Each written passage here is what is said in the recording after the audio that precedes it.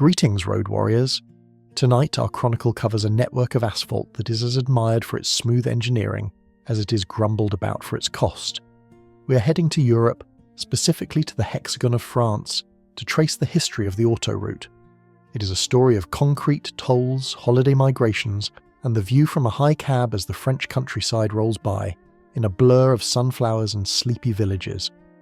Let's be honest, successfully navigating a roundabout with a split-axle trailer while a tiny hatchback tries to cut you off is a level of Zen mastery that most people will never understand.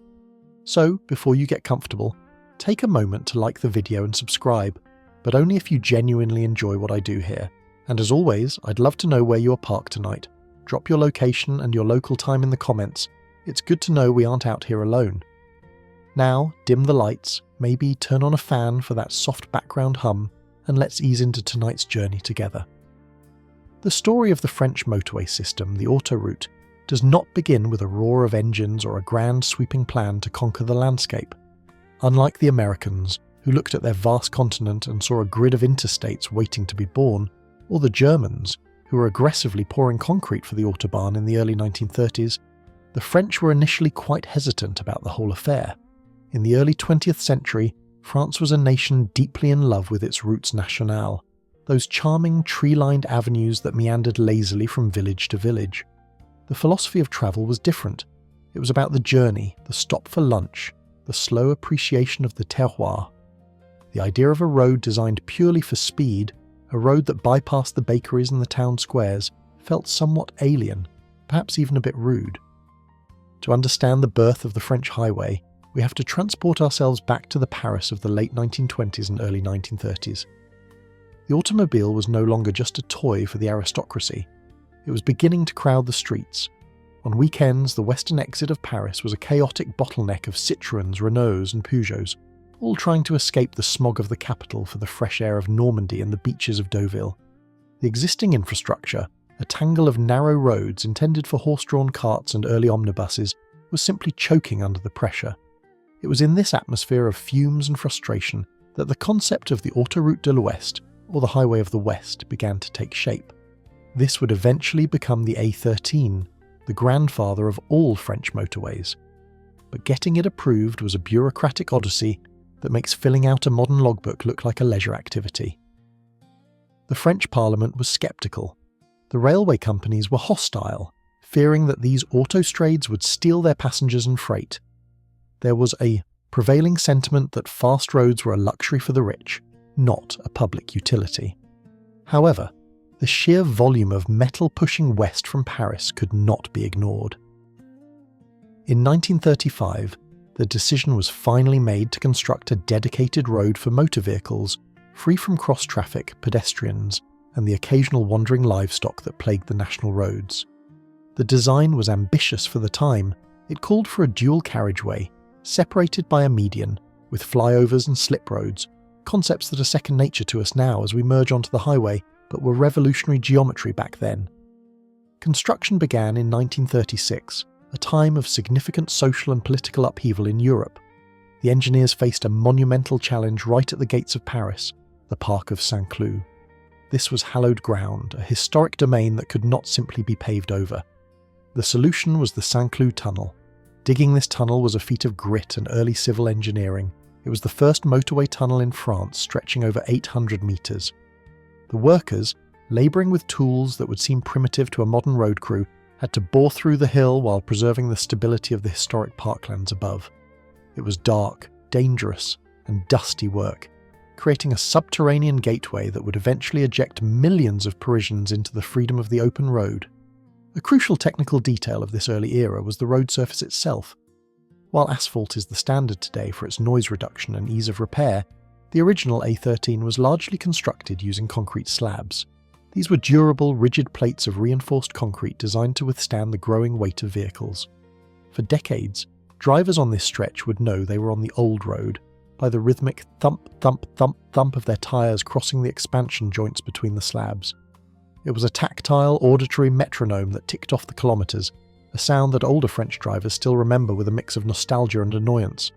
That rhythmic beating was the heartbeat of modernisation, signalling that France was finally catching up to its neighbours. but the timeline of the A13 was interrupted by the shadow of war. By 1941, during the occupation, a section of the road was technically completed, but it wasn't filled with happy vacationers heading to the coast. Instead, it was used primarily by the occupying German forces and for administrative transport. It is a sombre historical fact that the A13, the first true French autoroute, was officially completed in 1941 but didn't open to the general public until 1946, after the dust of World War II had settled. The liberation of the road mirrored the liberation of the country. When the barriers were finally lifted for civilians in the post-war glow, the experience was surreal. Imagine being a Parisian in 1946, driving a pre-war traction Avant. You leave the cluttered, cobbled streets of the city, pass through the darkened tube of the Saint-Cloud tunnel, and emerge onto a wide, pristine ribbon of concrete. There were no traffic lights, no intersections, no bicycles swerving in front of you. You could press the accelerator and sustain a speed that previously was only possible in short bursts. It was a taste of the future, a promise that the grim austerity of the Reconstruction era would eventually give way to movement and modernity. Yet, this first ribbon was short. It didn't reach all the way to Normandy. It petered out after barely 20 kilometres, dumping drivers back onto the old network near Orgeville. It was a fragment of a dream, a proof of concept. The Autoroute de l'Ouest was essentially a long concrete funnel that saved you an hour of misery leaving Paris, only to deposit you into the reality of rural France, narrow lanes, slow trucks, and the inevitable stop at a railroad crossing. There is a wonderful human element to these early days of the A13. Because the concept of a motorway was so new, the etiquette of driving on one hadn't been established. Early police reports and newspaper articles from the late 1940s describe a chaotic mix of behaviours. Some drivers, terrified by the open space and the speed of others, would hug the centre line, driving well below the speed limit. Others treated it as a racetrack, testing the absolute limits of their engines. Families would sometimes stop on the hard shoulder, which they viewed merely as extra parking space, to have a picnic, laying out blankets and baguettes just feet away from speeding traffic. The authorities had to launch massive education campaigns to teach the French public that the autoroute was a place for movement, not for déjeuner. The scepticism that had delayed the project didn't vanish overnight. Many traditionalists viewed the autoroute as a soulless scar on the landscape. They mourned the loss of the slow drive. On the old Route Nationale 13, you were forced to slow down through every village. You smelled the bakeries.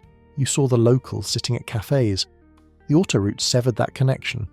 It turned the landscape into a visual backdrop, something to be viewed through a windshield at 100 kilometers per hour, rather than something to be inhabited. This tension between efficiency and romance is a recurring theme in French culture, and the highway became the physical manifestation of that struggle. Despite the reservations, the utility was undeniable. The trucks began to use it. In those days, heavy transport was a different beast.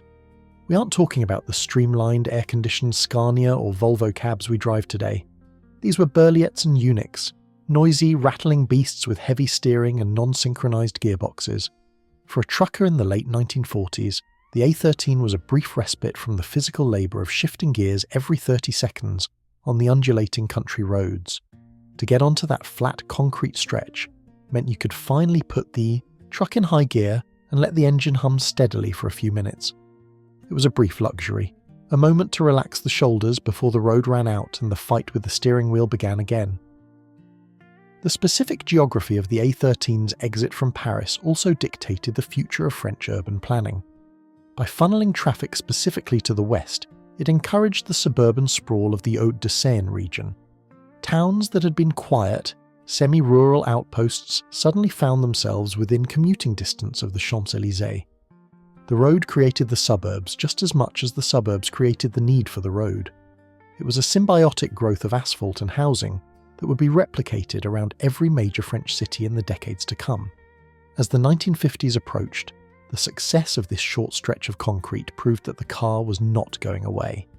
The railways, powerful as they were, could not deliver a family to their doorstep in Normandy, nor could they move a pallet of goods directly to a small factory in the suburbs. The pressure to expand was building. The French government, however, was facing a massive problem: money. Rebuilding a country shattered by war was expensive. Schools, hospitals and factories took precedence over roads. The first concrete ribbons of the A13 were impressive, but they were an island of modernity in a sea of damaged infrastructure.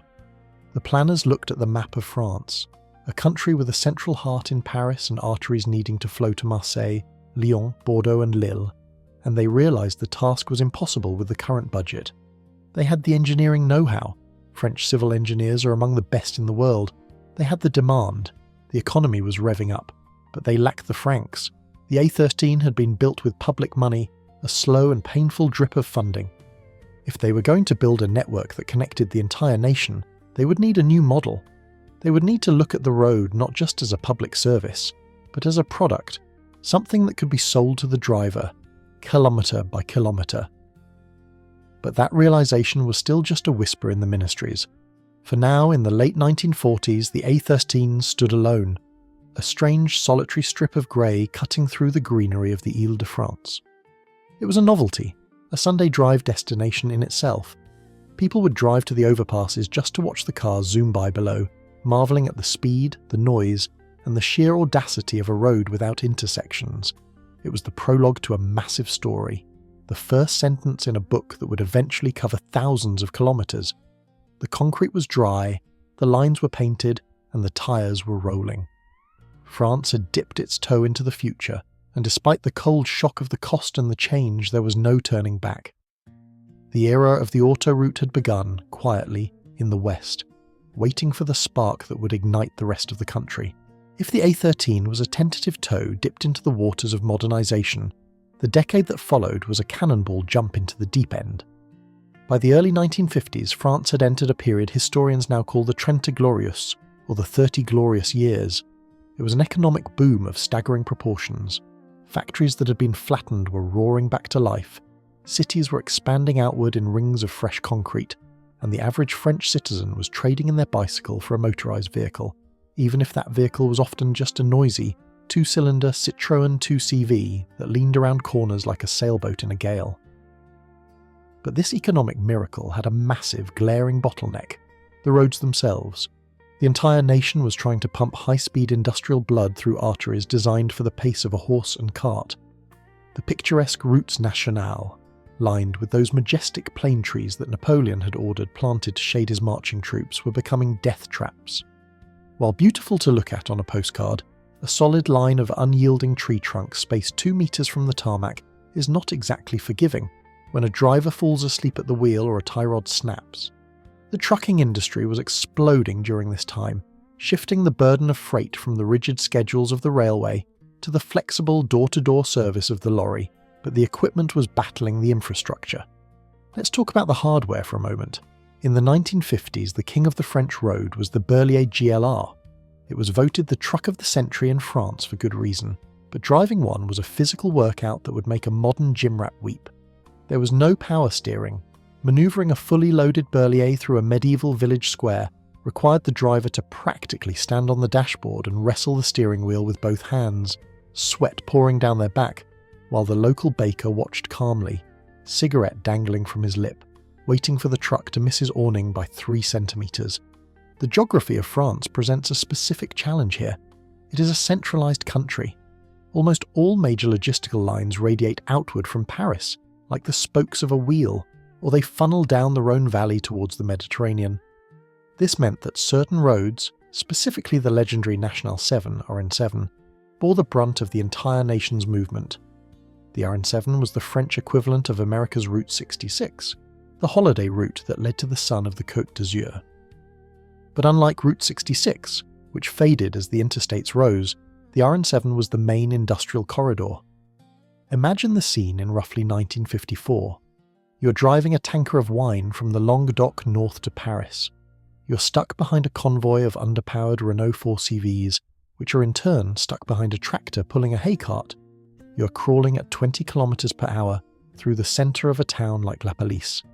The air is thick with the blue, smoke of unburnt diesel, and the acrid smell of burning clutch plates.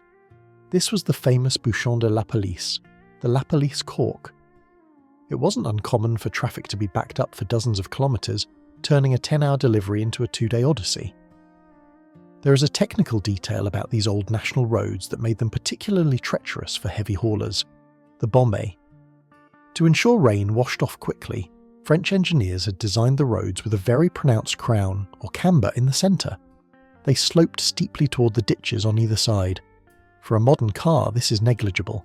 For a top-heavy truck in the 1950s with primitive suspension, it was a nightmare. If you hugged the right side to let a faster car pass, your trailer would lean dangerously toward the ditch. If you drove in the centre to stay level, you blocked the entire road and risked a head-on collision. It was a constant balancing act, a high-wire performance executed with tons of steel. Despite the chaos, a vibrant culture emerged from this struggle. This was the golden age of the relais routier. These weren't the sterile, neon-lit service stations we know today. They were family-run restaurants distinguished by the famous red and blue pan sign with the smiling driver. A truck driver could pull over, often just parking on the dirt shoulder, walk in, and for a few francs, get a 4-course meal with wine included. Yes, wine included. It was a different time, and breathalyzers were not exactly standard issue in the gendarmerie's kit yet. The camaraderie in these places was thick. Drivers would swap stories about the icy conditions in the Massif Central, or the police trap outside Lyon. It was a brotherhood of the road, forged in the shared misery of inadequate infrastructure. But charm doesn't move concrete. The industrial captains of France were getting impatient.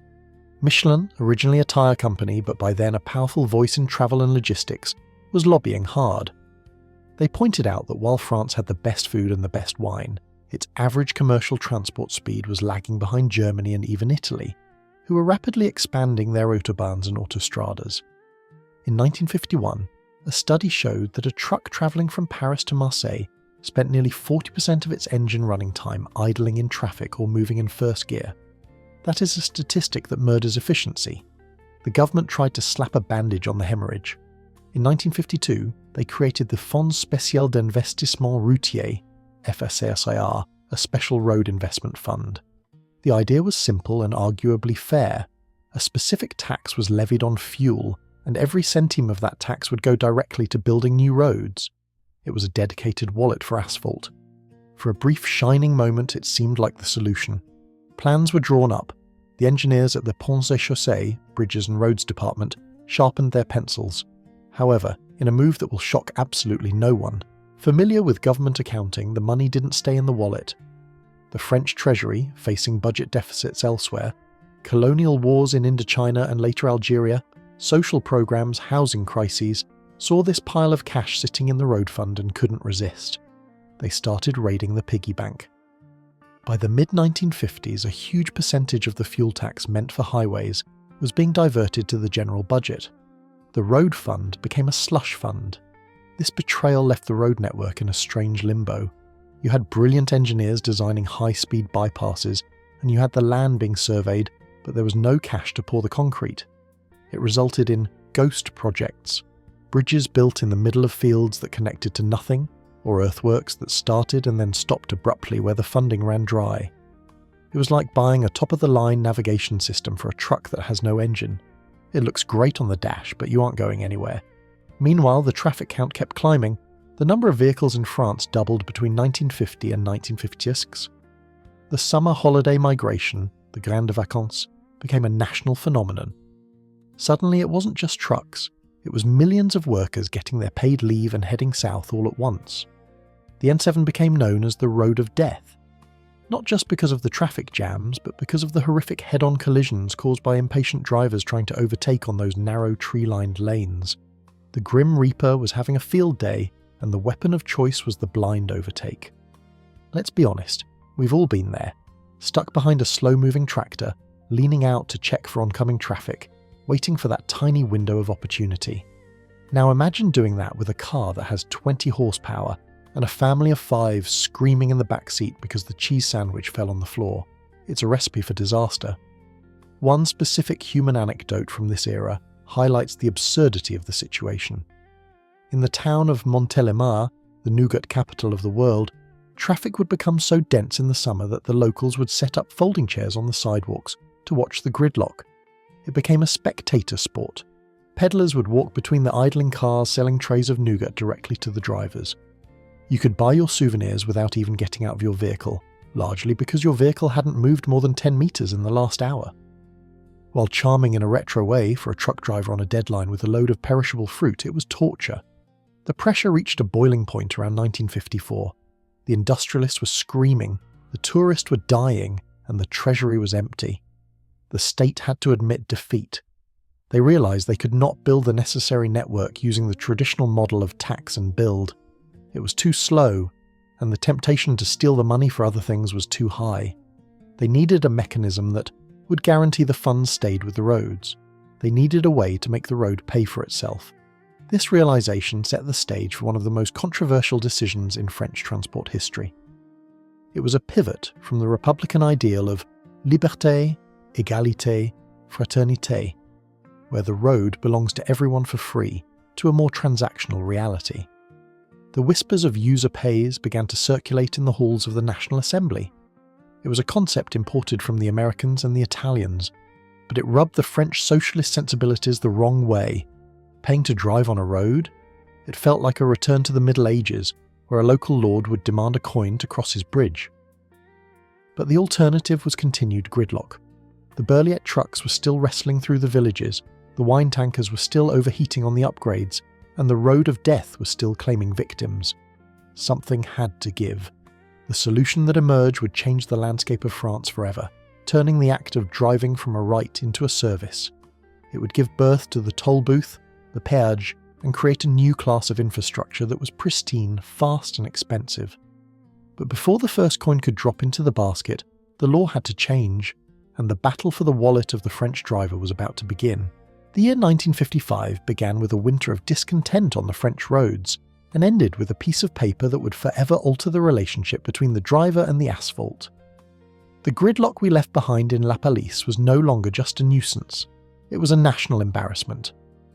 France was trying to reassert itself as a global power, developing nuclear energy and advanced aviation, yet its ground transport moved at the speed of a donkey cart stuck in mud. The solution proposed by the government was radical, borrowing heavily from the Italian model of the autostrada. If the state couldn't afford to build the roads with tax money, they would let companies build them with borrowed money. These companies would then repay the loans by charging the users directly. It sounds simple to modern ears, accustomed as we are to tapping a card or hearing a transponder beep, but in 1955, this was political dynamite.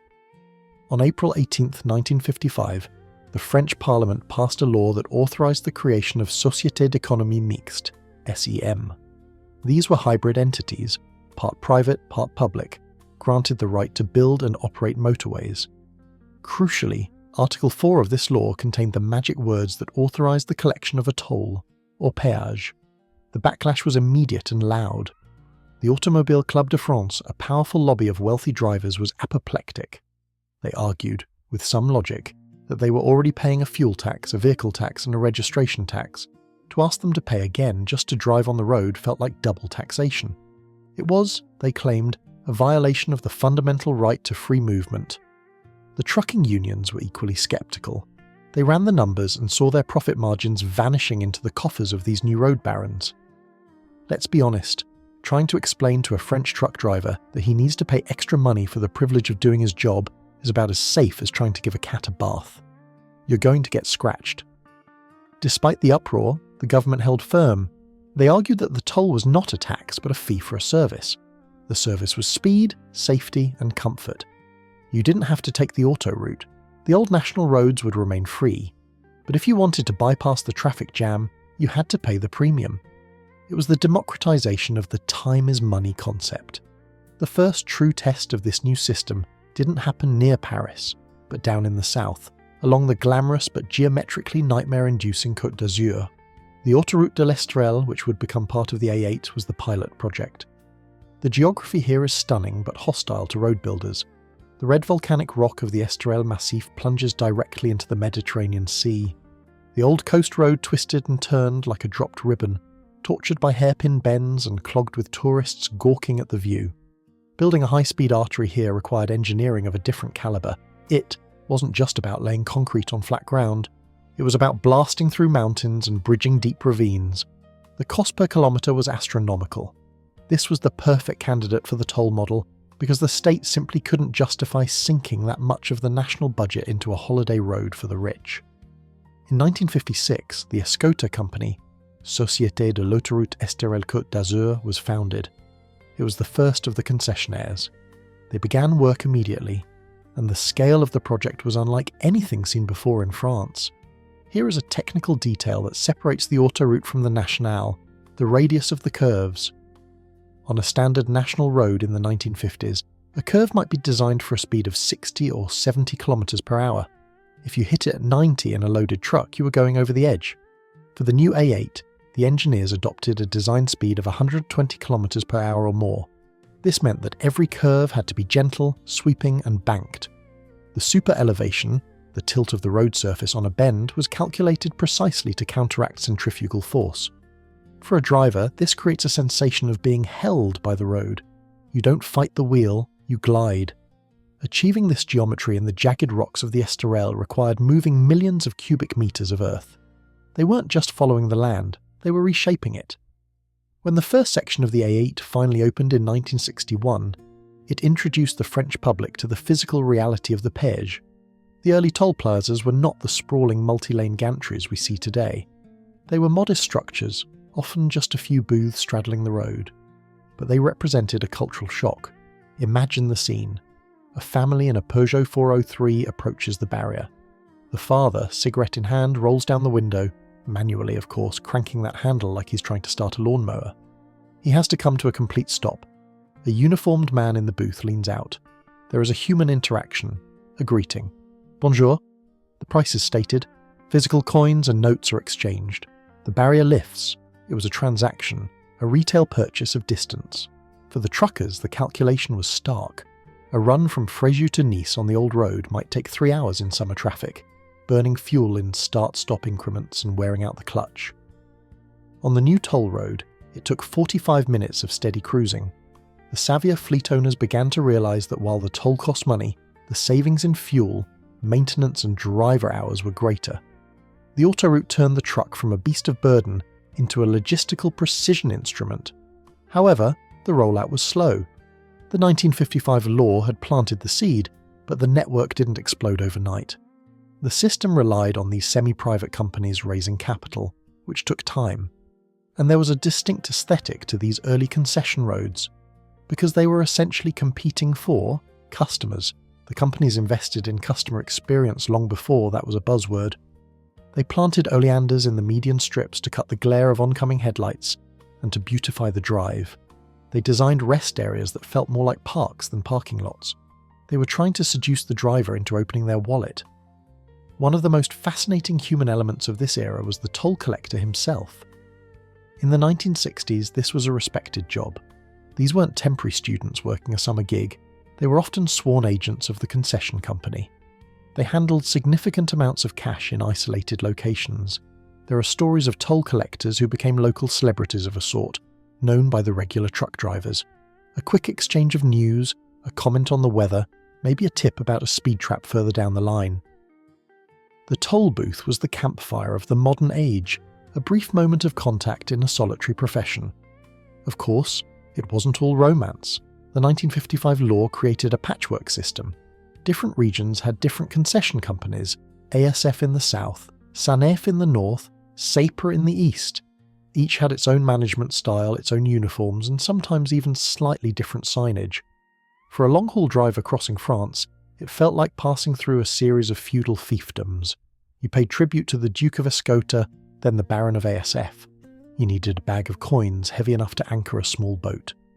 There's a joke from that era that says the French developed the best suspension systems in the world not for comfort, but so the car wouldn't shake apart while the driver was fumbling for loose change in the glove box at 100 km per hour.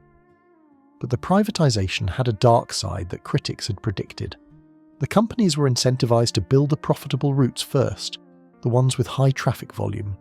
This meant the busy corridors between big cities got beautiful highways, while the empty rural diagonal of France, the vast empty middle, was left to rot on the old national roads.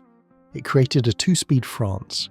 If you lived in the thriving industrial north or the sunny south, you had the motorway. If you lived in the Limousin or the Auvergne, you were still stuck behind the tractor. The 1955 law also set a precedent for the concession period. The deal was that the companies would operate the road for, say, 30 or 40 years to recoup their investment, and then the road would revert to the state and become free. That was the promise sold to the public. Pay now, drive free later. As we know, later is a very flexible concept in politics. As the end of concession periods approached in later decades, the contracts were inevitably renegotiated, extended and modified.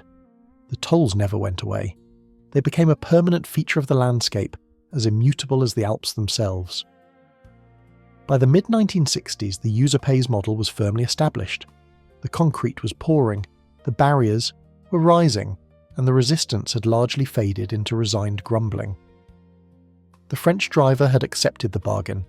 They would pay for the right to fly low over the countryside. The Autoroute was no longer just a road. It was a premium product, wrapped in crash barriers and sold by the kilometre.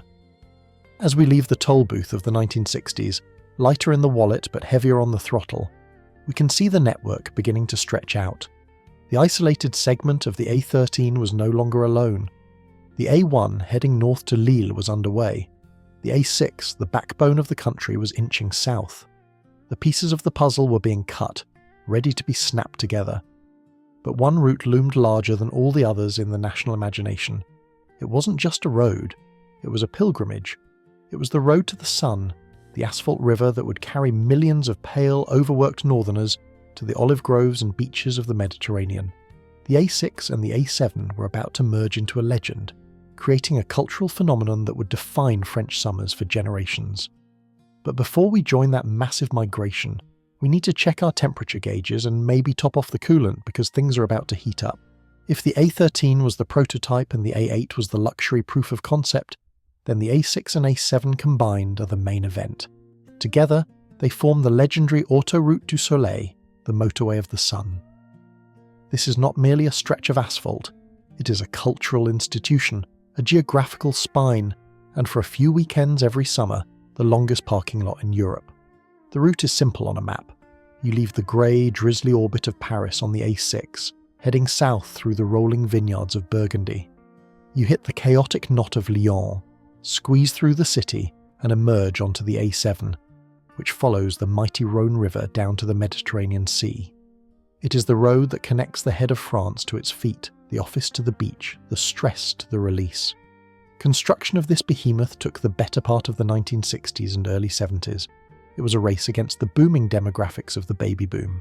The A6 was fully connected from Paris to Lyon in 1971, a year that marked the true beginning of the modern mass migration.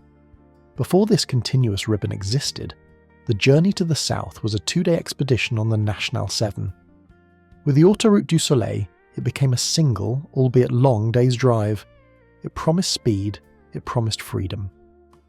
But as any veteran driver knows, the road makes promises that traffic can't always keep. The phenomenon begins with the calendar. France is unique in its rigid adherence to vacation schedules. There are two tribes of French vacationers, the Juilletistes, who leave in July, and the Utiens, who leave in August. These two massive armies of tourists pass each other on the road during the infamous chassé-croisé, or the crossover, usually occurring on the last weekend of July or the first weekend of August. On these Black Saturdays, the Autoroute du Soleil ceases to be a highway and becomes a sluggish river of metal. We're talking about traffic jams, bouchons, that can accumulate to over 600 or 700 kilometres nationwide, with the vast majority concentrated on this single north-south axis.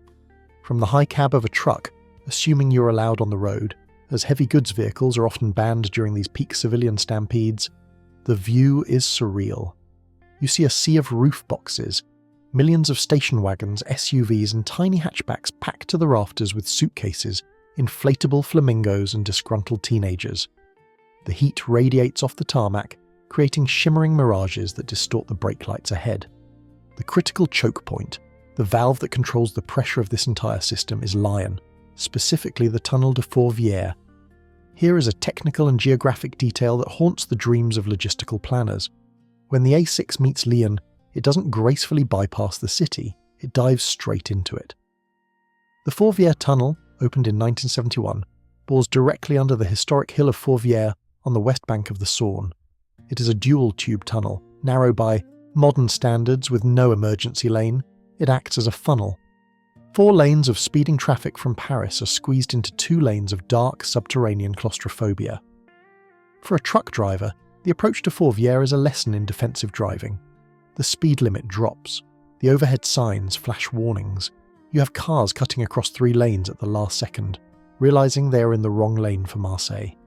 The descent into the tunnel mouth is steep, and once you are inside, the air is thick and hot.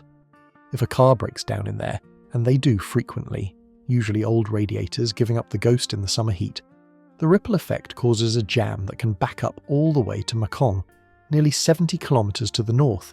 It is the plug of Lyon, a bottleneck that can stop the pulse of the entire country. But if you survive Lyon, you emerge onto the A7. And this is where the magic happens. There is a specific point on the A7, roughly around the town of Valence, where the world changes. It isn't gradual, it feels sudden. The light becomes sharper, whiter. The vegetation shifts from the lush green oaks of the north to the scrubby pines and cypress trees of the Mediterranean. And most importantly, you hear the sound. If you roll down your window at a rest stop past Valence, perhaps the Aire de Montélimar, you hear the cigales, the cicadas. Their rhythmic, buzzing chirping is the soundtrack of the south.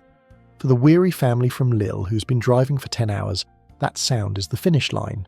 It means the holiday has begun. For the trucker, it just means it's getting hotter, and you'd better hope your reefer unit, refrigerated trailer, is working perfectly, because the chocolate in those pallets will melt if the temperature creeps up even a degree. The A7 is technically challenging for heavy haulers for a different reason: the wind. This is the corridor of the Mistral, a fierce, cold wind that blows from the north, accelerating down the Rhône Valley like air through a wind tunnel. It can gust up to 100 kilometers per hour or more. Driving a high-sided vehicle, an empty box trailer for instance, in a strong Mistral is a physical fight. The wind hits the side of the trailer like a giant invisible hand, trying to push you into the next lane or, in extreme cases, tip you over. You have to steer into the wind just to go straight. You'll see the seasoned drivers crabbing their trucks slightly, the cab angled one way while the trailer tracks another. It's a dance with physics that requires constant micro-adjustments of the steering wheel. If you relax your grip for a second, the Mistral will remind you who owns the valley. Let's be honest, there's nothing quite like the adrenaline spike of passing a bridge abutment that blocks the wind, only to be hit by the full force of the gale again on the other side. It wakes you up faster than a double espresso. The Autoroute du Soleil is also a museum of 1970s architecture. In the golden age of motorway construction, the concession companies built bridge restaurants, massive structures that spanned the entire width of the highway.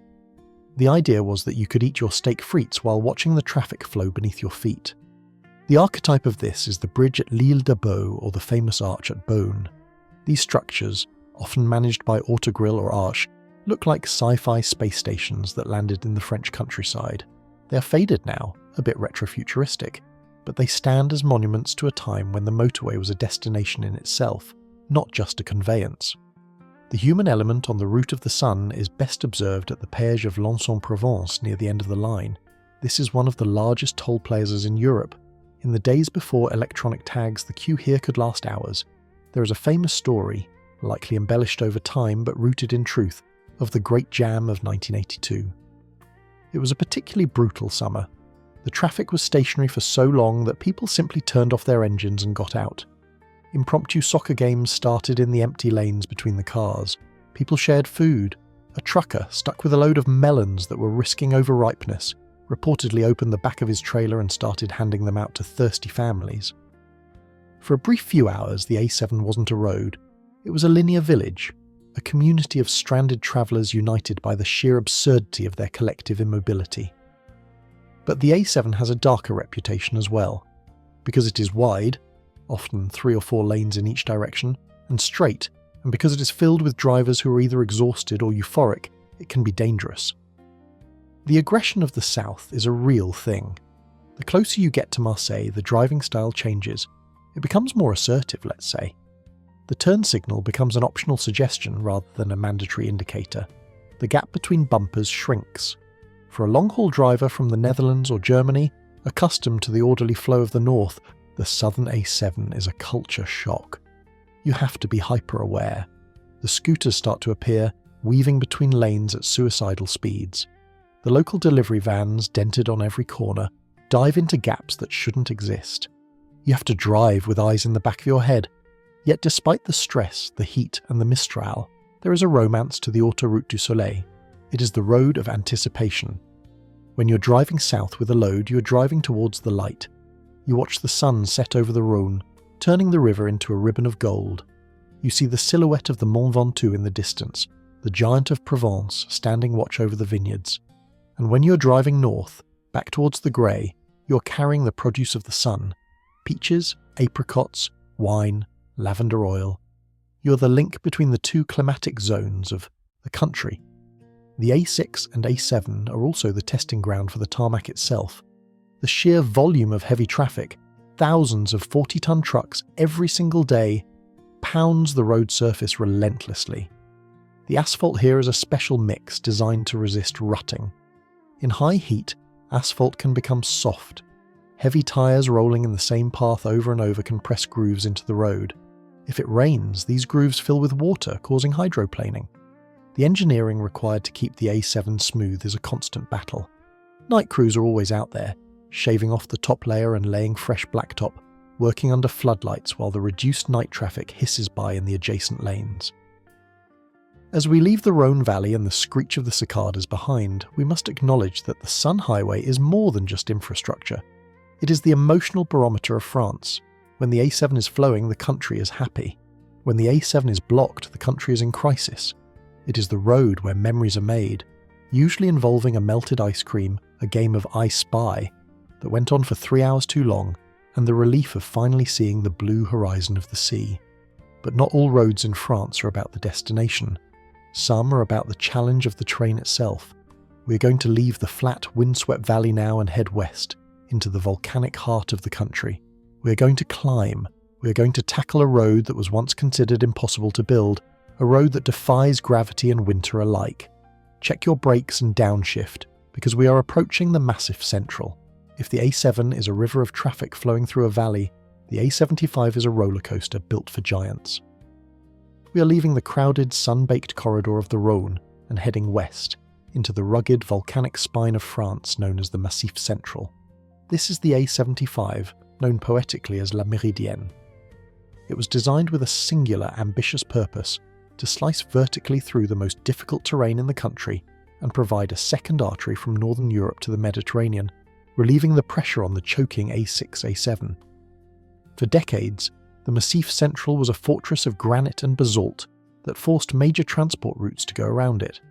The region was isolated, a vast, empty diagonal of dormant volcanoes, hardy cattle, and twisting narrow roads where a truck could get stuck behind a herd of sheep for hours. Driving the old National 9 was a test of patience and gearbox durability. It wound through villages that were frozen in time, up mountain passes that froze in winter, and down gorges that were terrifyingly steep. The decision to build a motorway here was not driven by profit, but by politics and regional development.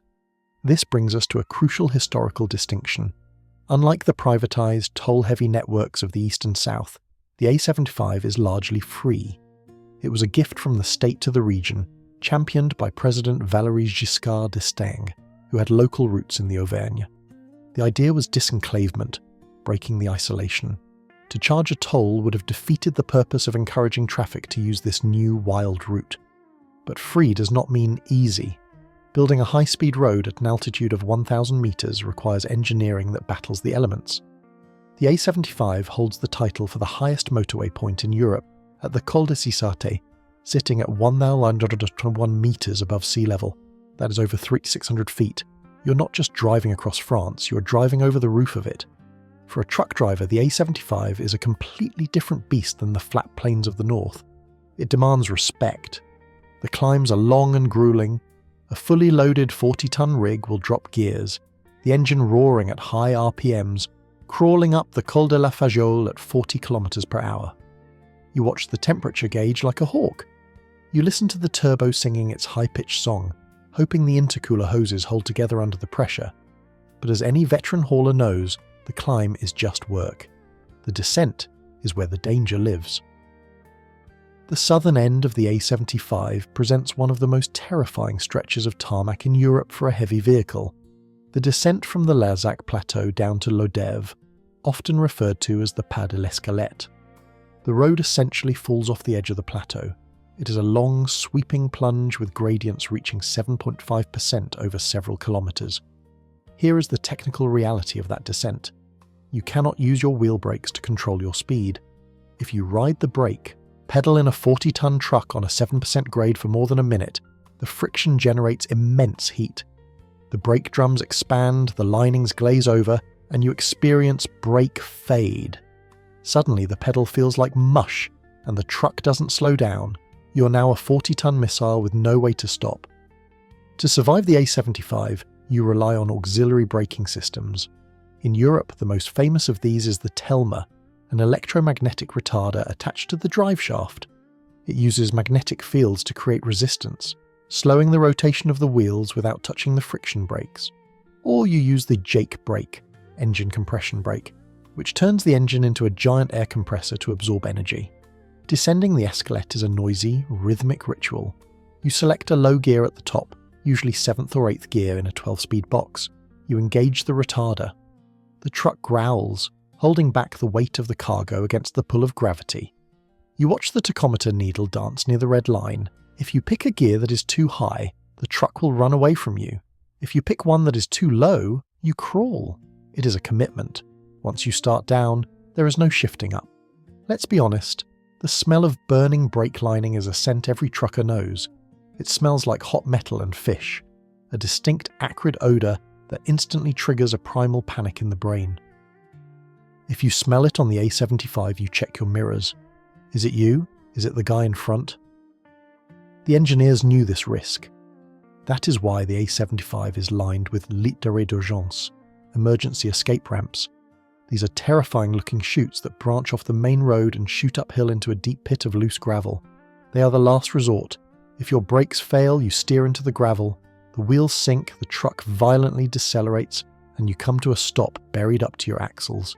It destroys the truck's bumper and probably ruins your underwear, but it saves your life. Seeing the tyre tracks in that gravel, evidence that someone had a very bad day recently, is a sobering reminder to check your speed. The landscape through the windshield on this route is hauntingly beautiful. It is not the manicured farmland of the Loire, it is the Aubrac. It looks like the Scottish Highlands or the moon. Vast rolling plains of grass, scattered granite boulders, and the famous Aubrac cows, tan-coloured beasts with lyre-shaped horns and eyes that seem to wear heavy eyeliner. They graze right up to the wire fences of the motorway, watching the traffic with utter indifference. In the winter, this landscape turns into a white void.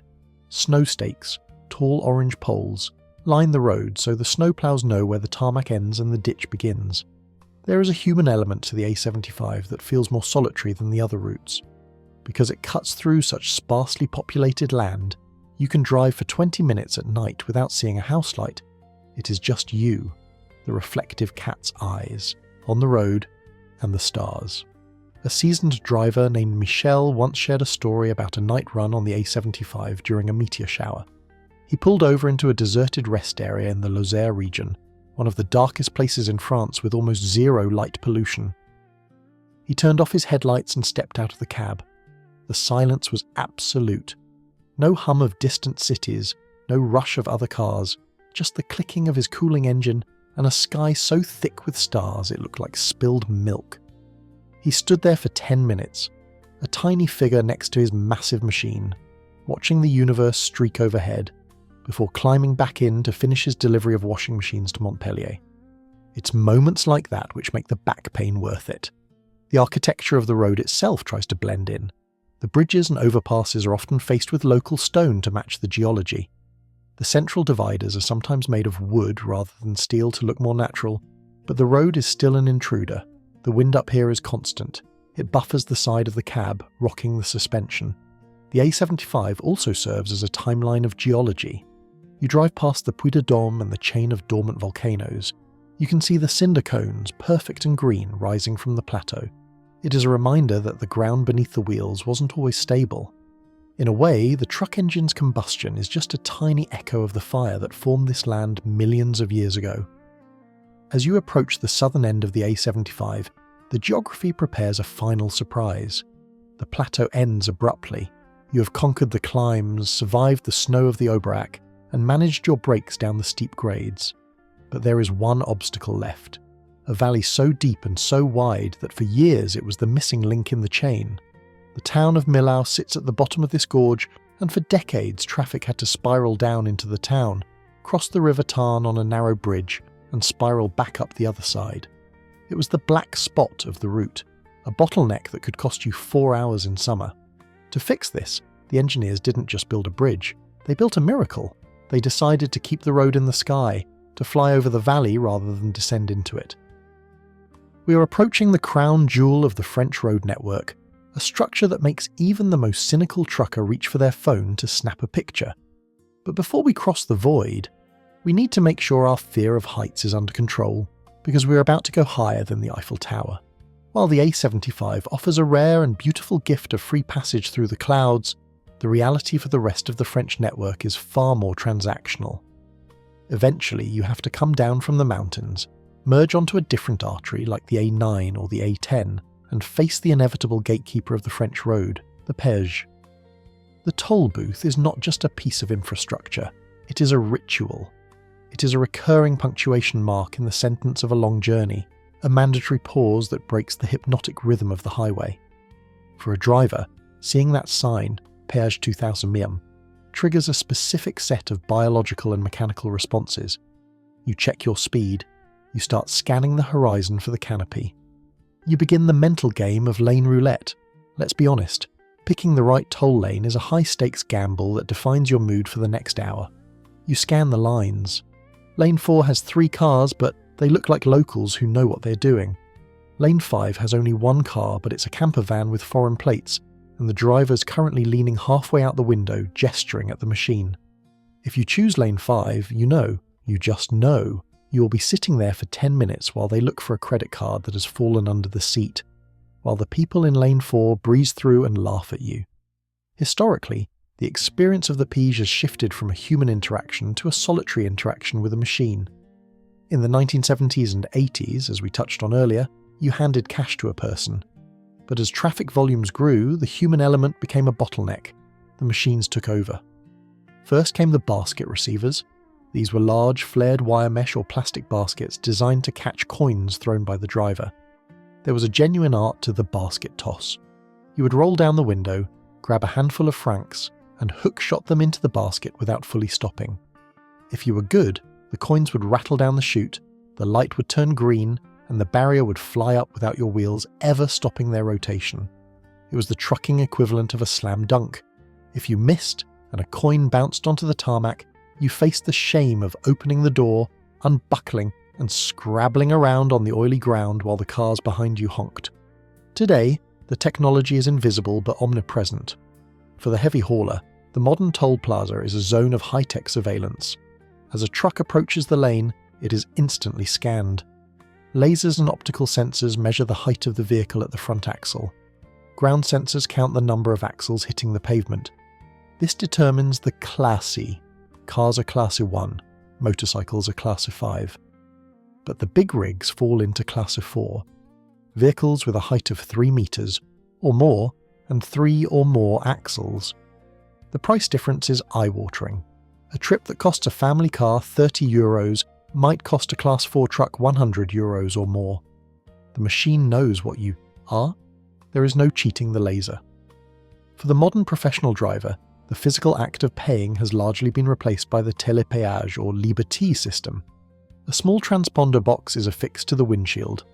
As you approach the T lane, reserved for subscribers, an antenna communicates with the box. Beep. The light turns green.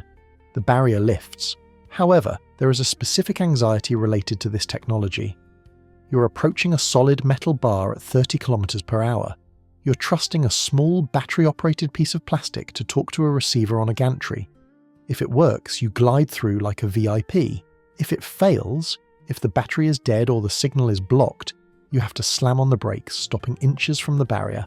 Then begins the reversing of shame. or the awkward conversation with the intercom voice asking you to wave the badge out the window like a flag of surrender. For those without the badge, the ticket is the sacred object. When you enter the motorway, you press a button and receive a small magnetic striped ticket. This ticket is the only proof of where you entered. You must guard it with your life. You do not put it near your phone, which might demagnetize it. You do not leave it on the dashboard where it might slide into a vent. You put it in a dedicated, sacred spot. Maybe the ashtray, maybe a clip on the sun visor. Losing your ticket is the ultimate sin of the Autoroute. If you arrive at the exit booth without it, the machine assumes the worst. It charges you the TLPC, Tarif du Trajet le plus long, longest journey tariff. It assumes you entered at the farthest possible point on the network. It is a financial penalty that can ruin a week's profit. There is a distinct architecture to the toll plaza itself. It is a non-place, a concrete island that exists outside of the towns it serves. The air here is different. It is thick with the smell of idling diesel engines, hot brakes, and exhaust fumes trapped under the canopy. The ground is stained dark with decades of oil drips from vehicles pausing in the same spot. The noise is a cacophony of idling rumbles, the mechanical whir-clack of the barriers rising and falling, and the electronic beeps of the card readers. For the truck driver, the toll booth also presents a physical ergonomic challenge. The designers of these booths seem to believe that all truck drivers have the arms of an orangutan. Sometimes the ticket dispenser or the card slot is positioned just a few inches too far away or too low. You see drivers undoing their seatbelts, hanging half of their body out of the cab, straining to reach the slot without opening the door. It is a yoga pose known only to the transport industry. The stretching hauler. Once the payment is accepted and the barrier lifts, the dynamic shifts instantly. This is the Grand Prix of the péage. The toll plaza fans out into maybe 10 or 15 lanes, but immediately after the booths, those lanes must merge back down to 2 or 3. It is a funnel, and everyone wants to be at the front of the funnel. For a heavy truck, this is a moment of vulnerability. You are heavy. You are slow to accelerate. You have just lost all your momentum. As you grind through the gears, 3rd, 4th, 5th, the cars are swarming around you like angry bees. They cut in from the left, from the right, desperate to get ahead of the slow truck before the lanes merge. You have to hold your line, use your bulk as a shield, and trust that nobody wants to scratch their paintwork against your trailer wheels. It is a chaotic minute of resorting the pack order before the highway settles back into its steady, linear flow. There is also a hidden human element inside the toll plaza, or rather, hidden below it, or to the side. In the larger plazas, there are tunnels or overhead walkways for the staff. The receivers or maintenance techs need to get to the booths without crossing traffic. It is a subterranean world of concrete corridors, and while automation has removed the person from the booth, there is usually a control centre nearby, a building filled with screens where operators watch the struggle. They are the ones who answer the intercom when the machine eats your card. They are the invisible gods of the gate, judging your confusion from a grainy CCTV feed. Another unique aspect of the French toll system is the open system versus the closed system.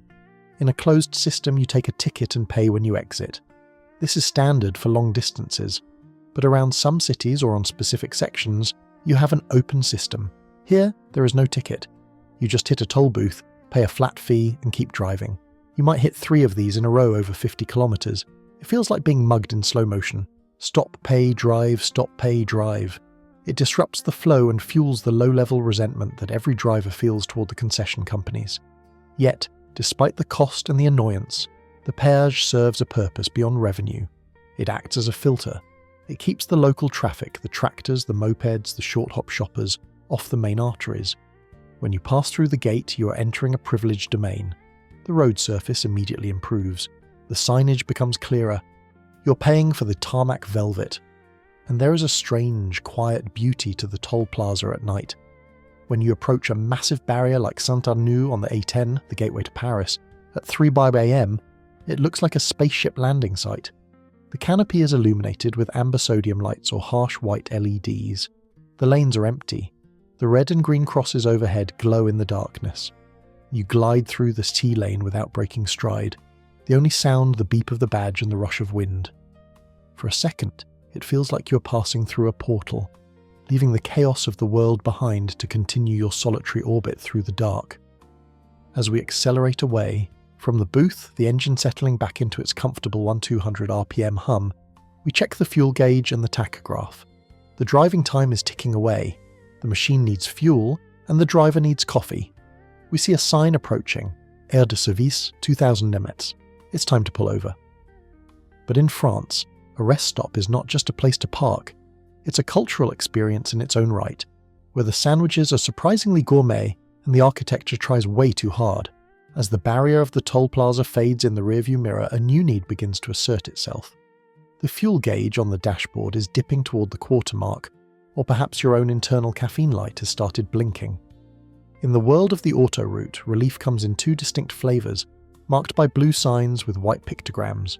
You have the Aire de Repos, the rest area, which is often just a quiet loop of tarmac with a few concrete benches and a toilet block that has seen better days. And then you have the Aire de Service, the service area. The French Aire de Service is not merely a gas station. It is an oasis of asphalt, a carefully constructed commercial village designed to cater to the biological and psychological needs of the traveller. Unlike the utilitarian truck stops of some nations, where the coffee tastes like battery acid and the food revolves around nitrates spinning on hot rollers, the French approach the service station with a touch of gastronomic dignity. This is, after all, a country where lunch is a religion, even at 130 km per hour. Pulling into an area is a logistical procedure.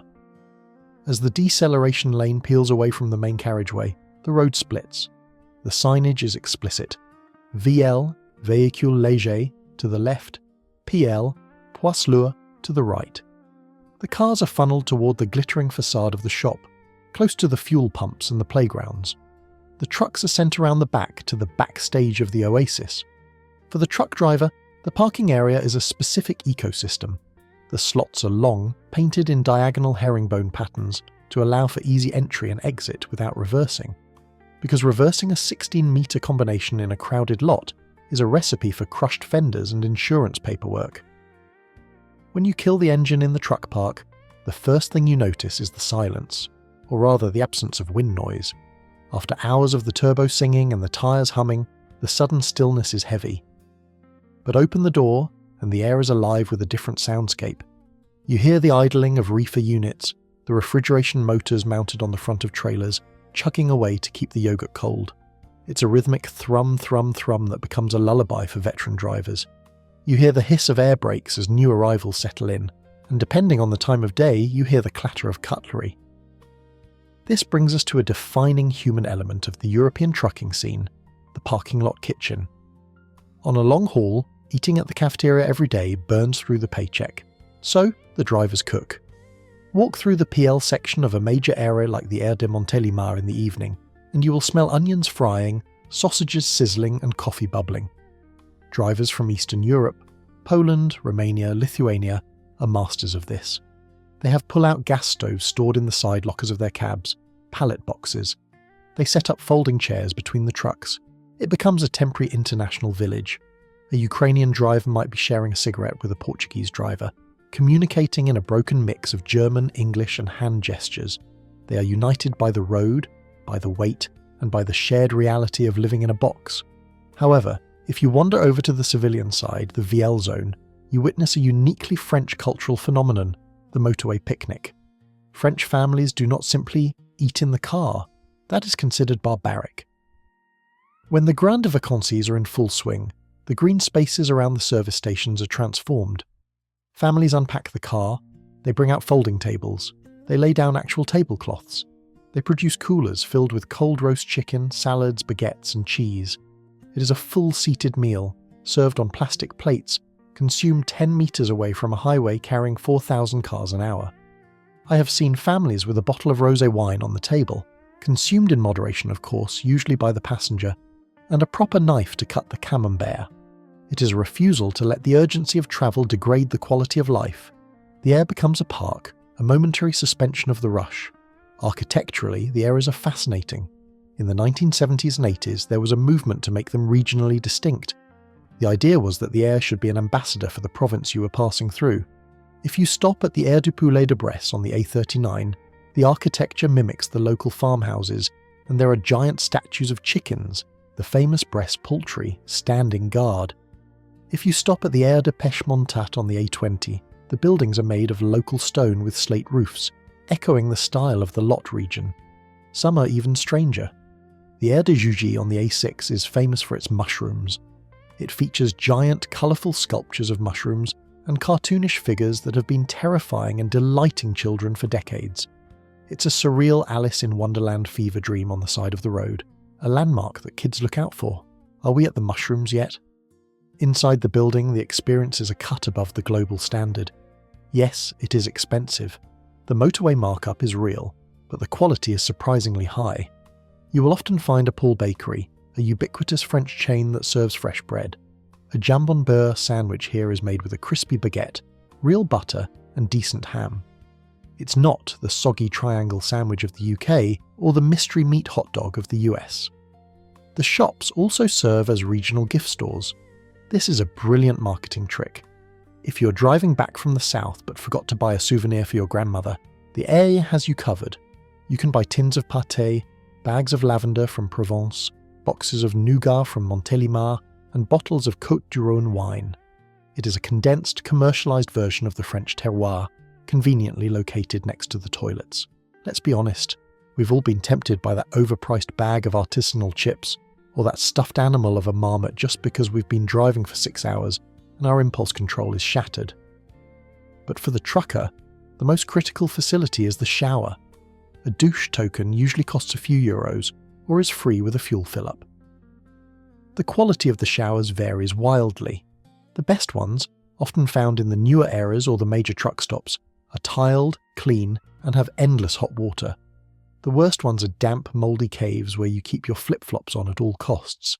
There is a specific feeling of renewal that comes from a shower at a truck stop. You wash off the diesel fumes, the sweat of the tarping job, and the stress of the traffic. You step out, hair wet, carrying your toiletry bag, and you feel human again. You walk back to your truck across the dark parking lot, the asphalt cooling under the night sky, and you feel ready for the next leg. However, the area is not always a sanctuary. It has a dark side. Cargo theft is a plague in Europe. Tarp slashing is common. While the driver sleeps, thieves creep between the trucks, slicing a small hole in the canvas curtain of the trailer to peek inside. If they see tyres, electronics, or cigarettes, they signal a team to unload it. Drivers are paranoid about this. That is why you will see trucks parked with their rear doors pressed tight against a wall or a lamppost, making it impossible to open them. It is called defensive parking. Some drivers loop a seatbelt through the door handle of the cab from the inside so that if someone picks the lock, the door can't open. It's a fortress mentality. The area at night is a place of shadows, and while 99% of the people are just sleeping or peeing, the predators are out there too. There is a technical detail regarding the fuel pumps that catches many foreign drivers off guard. The flow rate. The truck pumps, marked with a picture of a lorry and usually a black handle, are high-flow nozzles. They dispense diesel at 130 litres per minute or more. If you try to put that nozzle into a diesel car, not only will it not fit, but the pressure would likely blow diesel back all over your shoes. For a truck with a 1,000-litre tank capacity, dual tanks, filling up is a significant event. It takes 10 minutes. You stand there, hand on the trigger, or wedging the fuel cap in the handle, which you aren't supposed to do but everyone does, watching the euros click up on the display faster than a slot machine. 500 euros, 800 euros, 1,000 euros. It's a reminder of the immense energy cost of moving goods. The area is the fueling station for the economy, pumping millions of litres of dinosaur juice into the veins of commerce every day.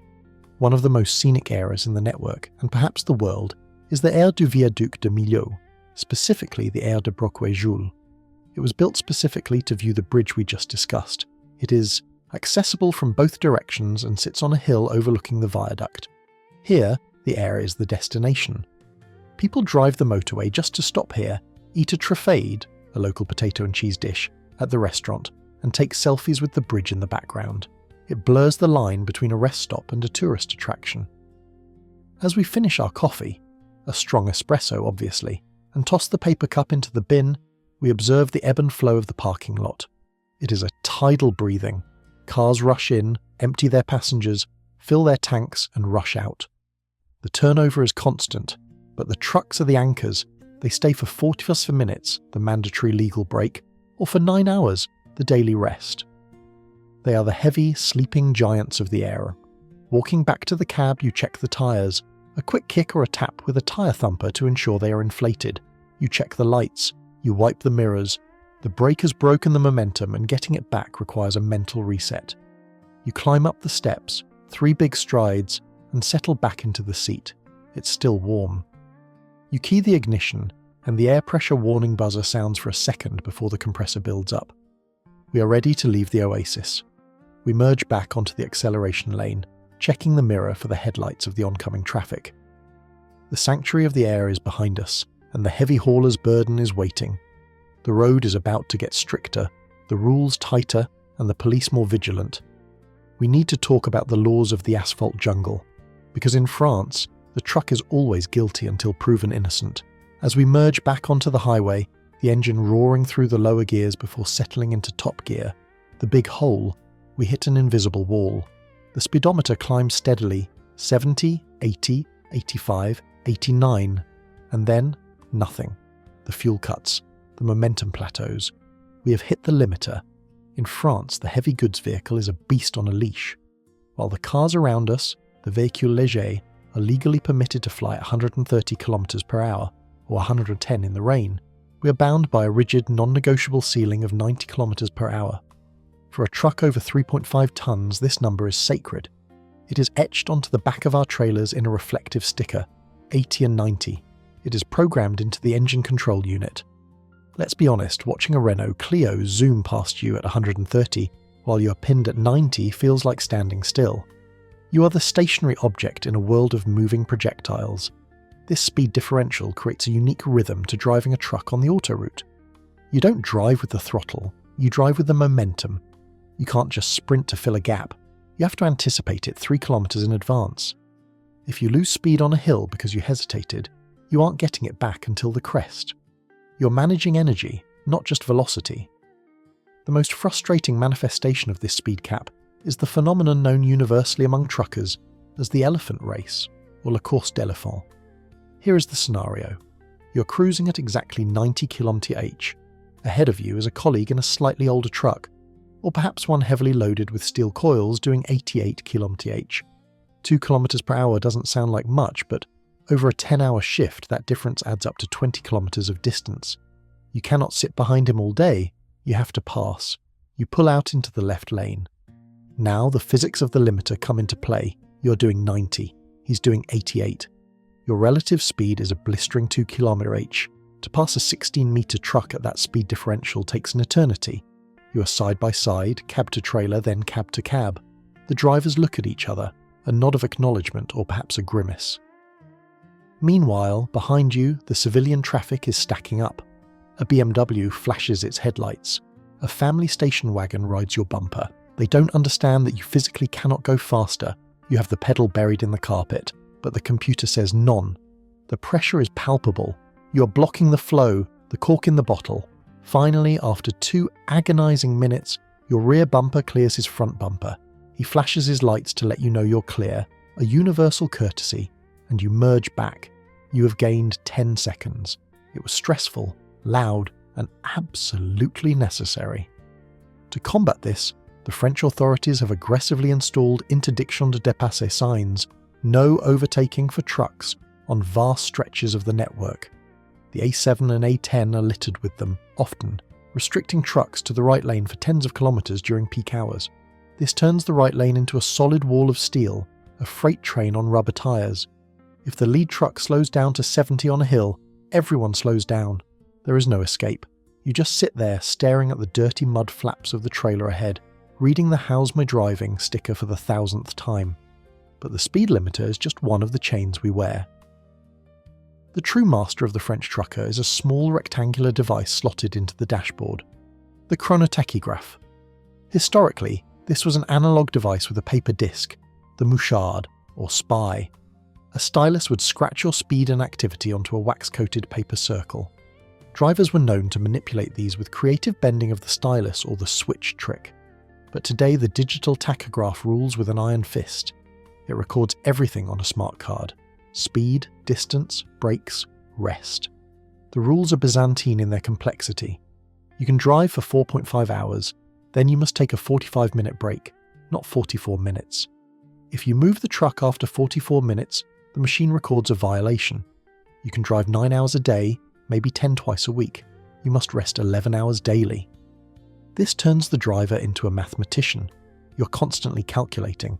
If I push to the next air, will I go over my 4.5 hours? If I stop now, I'll be 20 kilometers short of my target. It adds a layer of psychological stress that the average motorist can't comprehend. You aren't just racing the traffic, you are racing the clock, and the fines, they are astronomical. A breach of relaxation, missing your break by a few minutes, can cost hundreds, even thousands of euros. The gendarmerie can check your card for the last 28 days. One mistake 3 weeks ago can bite you today. Speaking of the gendarmerie, the French Highway Patrol are a distinct breed. They drive fast blue Subaru Imprezas or Renault Megane RS Interceptors. When you see those blue lights in the mirror, your heart stops. They guide you to a control zone. A full inspection is a colonoscopy for the truck. They check the tyres for tread depth. They weigh the truck, axle by axle, using portable scales to ensure you aren't over 40 tons, or 44 tons for combined transport. They check the load securing. One loose strap, fine. They dip the fuel tank to check for red diesel, untaxed agricultural fuel. And of course, they download the tachograph data. There is a specific human anecdote that circulates in the Relais Routier about the Sunday ban. France is unique in its strict adherence to the interdiction de circuler. From 10 p.m. on Saturday until 10 p.m. on Sunday, heavy trucks, over 7.5 tons, are banned from the roads entirely, with exceptions only for refrigerated food or livestock. This creates a strange, ghostly phenomenon. On Saturday evening, as the clock ticks towards 22, the truck stops fill up rapidly. It's a game of musical. Chairs. Every parking space, every slip road, every patch of gravel is claimed. Then silence falls. The trucks stop. The engines cool. For the foreign driver, the Romanian, the Pole, the Spaniard, this is a forced imprisonment. They are stuck in a parking lot in the middle of nowhere for 24 hours. You see them on Sundays walking in circles around the area, washing their clothes in the bathroom sinks, or sitting in groups playing cards on top of a fuel tank. They are the invisible workforce, paused by a law designed to give the French public a truck-free Sunday drive. The irony, of course, is that while the roads are clear of trucks, they are clogged with Sunday drivers, the ones who drive 110 in the middle lane and forget their turn signals. We watch them from behind the fence of the service station, sipping our instant coffee, waiting for the freedom of Sunday night. When 10 p.m. Sunday hits, the grand start begins. It's a spectacle. Thousands of engines fire up simultaneously across the country. The air brakes release with a collective hiss. The airs empty out in a massive convoy, flooding the autoroute with pent-up freight. The night shift begins with a roar. There is also a geographic burden specific to France. The tolls are expensive. So many companies order their drivers to take the Nationale to save money. This is route avoidance. You're threading a 40-ton needle through roundabouts and villages to save 20 euros. But sometimes the local mayor bans trucks from the village, so you're caught between the expensive highway and the banned local road. It's a logistical pincer movement. Yet, despite the rules, the bans and the costs, there is a pride to the heavy hauler. We are the blood cells in the veins of the economy. Look at the license plates. A truck from Lithuania carrying furniture to Bordeaux. A truck from Portugal carrying cork to Germany. A truck from Ireland carrying beef to Italy. The French Autoroute is the crossroads of Europe. We're all passing through, waving at each other, the V sign or a flash of the lights, acknowledged members of a tribe that speaks the language of air pressure and diesel. One technical detail that the average driver misses is the safe following distance markers. On many French highways, there are blue chevrons painted on the shoulder or the lane markings. The rule is, 1 trait as danger, 2 traits as security. You must keep 2 chevrons between you and the vehicle in front. For a truck, this gap is vital. A 40-ton truck at 90 km/h needs about 100 meters to stop in an emergency. If a car cuts into that gap, which happens every 30 seconds, they are driving into the kill zone. The truck driver's foot hovers over the brake, the radar cruise control beeps a warning, and the stress levels spike. We are constantly managing the stupidity of others with the capability of our brakes. But when the road opens up, when the traffic thins out at 2 CL AM, and you are, rolling down a long, gentle grade with the Jake brake purring, holding the speed at exactly 90. There is a zen-like state. You're a captain of a landship. The cabin is your bridge. You have your coffee, your podcast, and the endless reflective lines feeding into the hood. The French Autoroute system acknowledges the weight of this industry and its infrastructure. We have dedicated lanes at the tolls. We have dedicated parking. We even have dedicated radio warnings. When you tune into 107.7 FM, the traffic radio they will specifically warn, "Attention poids lourds," followed by news of a wind warning or a snow ban. We are a separate species of road user, tolerated but regulated, essential but often resented. As we continue our journey, the regulations can't stop the geography. We have managed our speed, checked our tachograph, and paid our tolls. Now, the land itself is about to challenge us again. We're approaching a section of the network that broke records and budgets. It is the answer to the bottleneck of the Tarn Valley. We are heading for the sky again, to a structure that looks like a sailboat designed by giants. It's time to cross the Millau Viaduct. The engine labours slightly as we climb the final gradient of the Côte Rouge. The landscape here is stark, scrubby oaks and limestone rocks that look like bleached bones in the moonlight. We are still on the A75, that free wild motorway we discussed earlier, but ahead of us lies the one exception to the free rule. It is a toll booth, but beyond it lies a structure so audacious that paying to cross it feels less like a tax and more like buying a ticket to a magic show. We round a gentle curve, and suddenly the horizon is punctured by white needles. 7 of them. They rise impossibly high, piercing the sky, anchored by cables that fan out like the strings of a celestial harp. This is the Millau Viaduct. For decades, the town of Millau down in the valley was the black cork of the route to Spain. Every summer, the traffic would coagulate here, bleeding down the steep slopes into the medieval streets, choking the locals with fumes and frustration. A crossing that should take 10 minutes took 4 hours. The solution required a leap of faith, quite literally. The viaduct, opened in December 2004, is not just a bridge. It is a statement of intent. Designed by the British architect Sir Norman Foster and the French structural engineer Millau Viaduct, it broke every record in the book. The statistics alone are enough to make a civil engineer weep with joy. It is 2,260 metres long. The deck sits 270 metres above the Tarn River. But the crowning statistic is the height of pylon P2. From the valley floor to the tip of the mast, it stands at 343 metres. That is taller than the Eiffel Tower. As we approach the dedicated toll plaza, yes, this bridge has its own gatekeepers, the scale is hard to grasp. It doesn't look heavy, it looks delicate, almost fragile, floating on the mist. But as a heavy hauler, you know that delicate doesn't support 40 tons of steel. The construction of this beast is a story of brute force meeting surgical precision. They couldn't just build it from the ground up with scaffolding, the valley was too deep. So they built the 7 concrete piers first, rising like ancient obelisks from the forest floor. Then they built the steel deck on the solid ground at either end of the valley. Using hydraulic rams, they pushed the deck out into the void, centimetre by centimetre, meeting in the middle with a margin of error of just a few millimetres. It was like threading a needle while balancing on a tightrope during a gale. Passing through the toll booth, which costs a heavy truck a significant sum, often over 30 or 40 euros depending on the season, the barrier lifts and we roll onto the deck. The first thing you notice is the sound. The tarmac here is a special proprietary blend, designed specifically to reduce road noise so the residents in the valley below aren't disturbed. The tyres stop humming and start whispering. Then, the view hits you, or rather, the lack of ground hits you. To the left and right, clear. Acrylic windscreens shield the traffic. They were designed by Foster to be transparent so as not to spoil the view, but they are also curved to deflect the wind over the tops of the trucks. Driving a high-sided trailer here is an exercise in trust.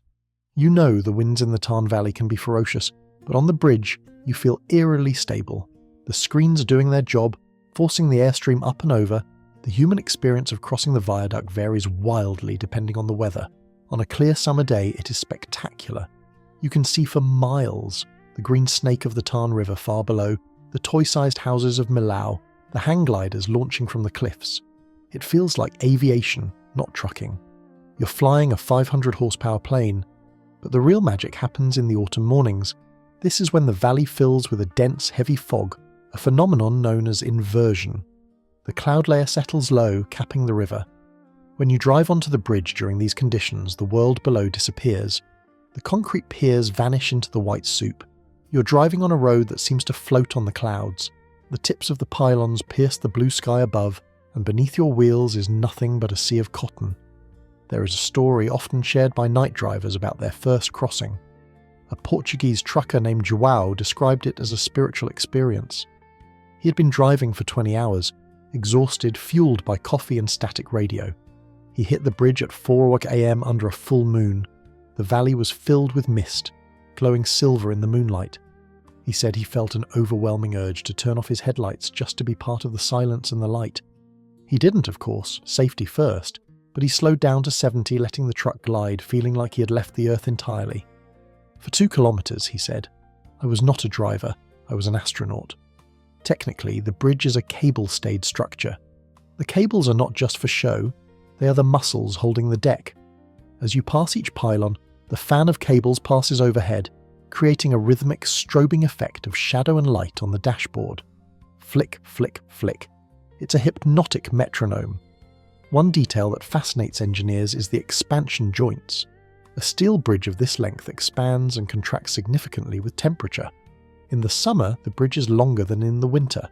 At the abutments where the bridge meets the land, there are massive breathing joints that can accommodate over a metre of movement.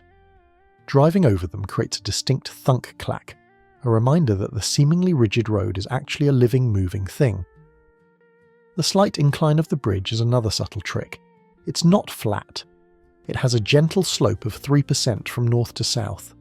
This was done intentionally to improve visibility, so you can see the curve of the bridge ahead of you, and to help with drainage. But for a heavy truck heading north, fully loaded, that 3% is just enough to make the turbo work a little harder. You hear the engine note deepen as it pushes against the subtle gravity of the architect's vision. Despite the cost, most trucking companies mandate the bridge. The alternative, going down into the valley, burns so much fuel and takes so much time that the toll is a bargain. It is a rare example of premium infrastructure that actually pays for itself in efficiency. The time is money equation is solved instantly here. As we reach the northern end, the spell breaks. The pylons fall behind us. The ground rises up to meet the deck. We cross the final expansion joint and are back on solid earth, on the tarmac of the Côte du Larzac. The sensation of flight fades, replaced by the vibration of the road and the reality of the schedule. We check the mirrors. The bridge is receding, a white skeleton against the sky. It is already a memory.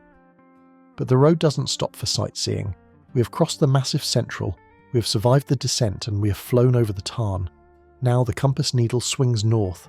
The wild, empty beauty of the A75 is giving way. The traffic density is ticking up. We are heading towards the gravitational centre of the country. The Parisian Ring of Fire awaits. The peaceful solitude of the Cloud Bridge is about to be replaced by the most chaotic, aggressive, and infamous loop of asphalt in Europe. We are going to the Périphérique. Tighten your seatbelts and lock your doors. The capital is calling. The transition from the open road to the capital is not subtle. It is a physical tightening of the chest. The wide horizons of the Massif Central and the rolling fields of the Beauce region compress into a dense grey corridor. The signage changes. The familiar blue signs of the Autoroute are replaced by the white signs of the urban fringe. We are approaching the gravitational singularity of France, Paris. For a truck driver, Paris is not the city of light. It is the city of frights. And the arena where this gladiatorial combat takes place is a 35-kilometre loop of asphalt known simply as Le Périph'. The Boulevard Périphérique is a distinct beast in the European road network. It is the most travelled road in Europe, a circling river of metal that carries over 1 million vehicles a day. But to understand why it is such a nightmare, we have to look at its bones. It was built on the footprint of the old Thiers Wall, the military fortifications constructed in the 19th century to defend Paris from invasion. In a way, it still functions as a wall. It separates the sacred inner city of Paris, Code 75, from the banlieue, the sprawling suburbs. Completed on April 25, 1973, after nearly 20 years of construction, it was originally envisioned as a high-speed beltway that would let traffic orbit the city fluidly. The Prime Minister at the time hailed it as a triumph of modernity. He clearly never tried to merge a 40-ton semi-trailer onto it at 5 p.m. on a rainy Tuesday. Here is the critical technical detail that makes the Périphérique unique and terrifying compared to every other motorway in the world. On a normal highway, the traffic already on the road has the right of way. The cars entering from the slip road must yield. On the Périphérique, the rule is inverted. It operates on priorité à droite, priority to the right. This means that the traffic entering the ring road from the city gates, the port, has the right of way. They do not stop. They surge onto the highway, and the traffic already on the highway, moving at speed, must brake or swerve to let them in. For a truck driver in the right lane, this is a recipe for an ulcer. You're driving a heavy, slow-to-react vehicle.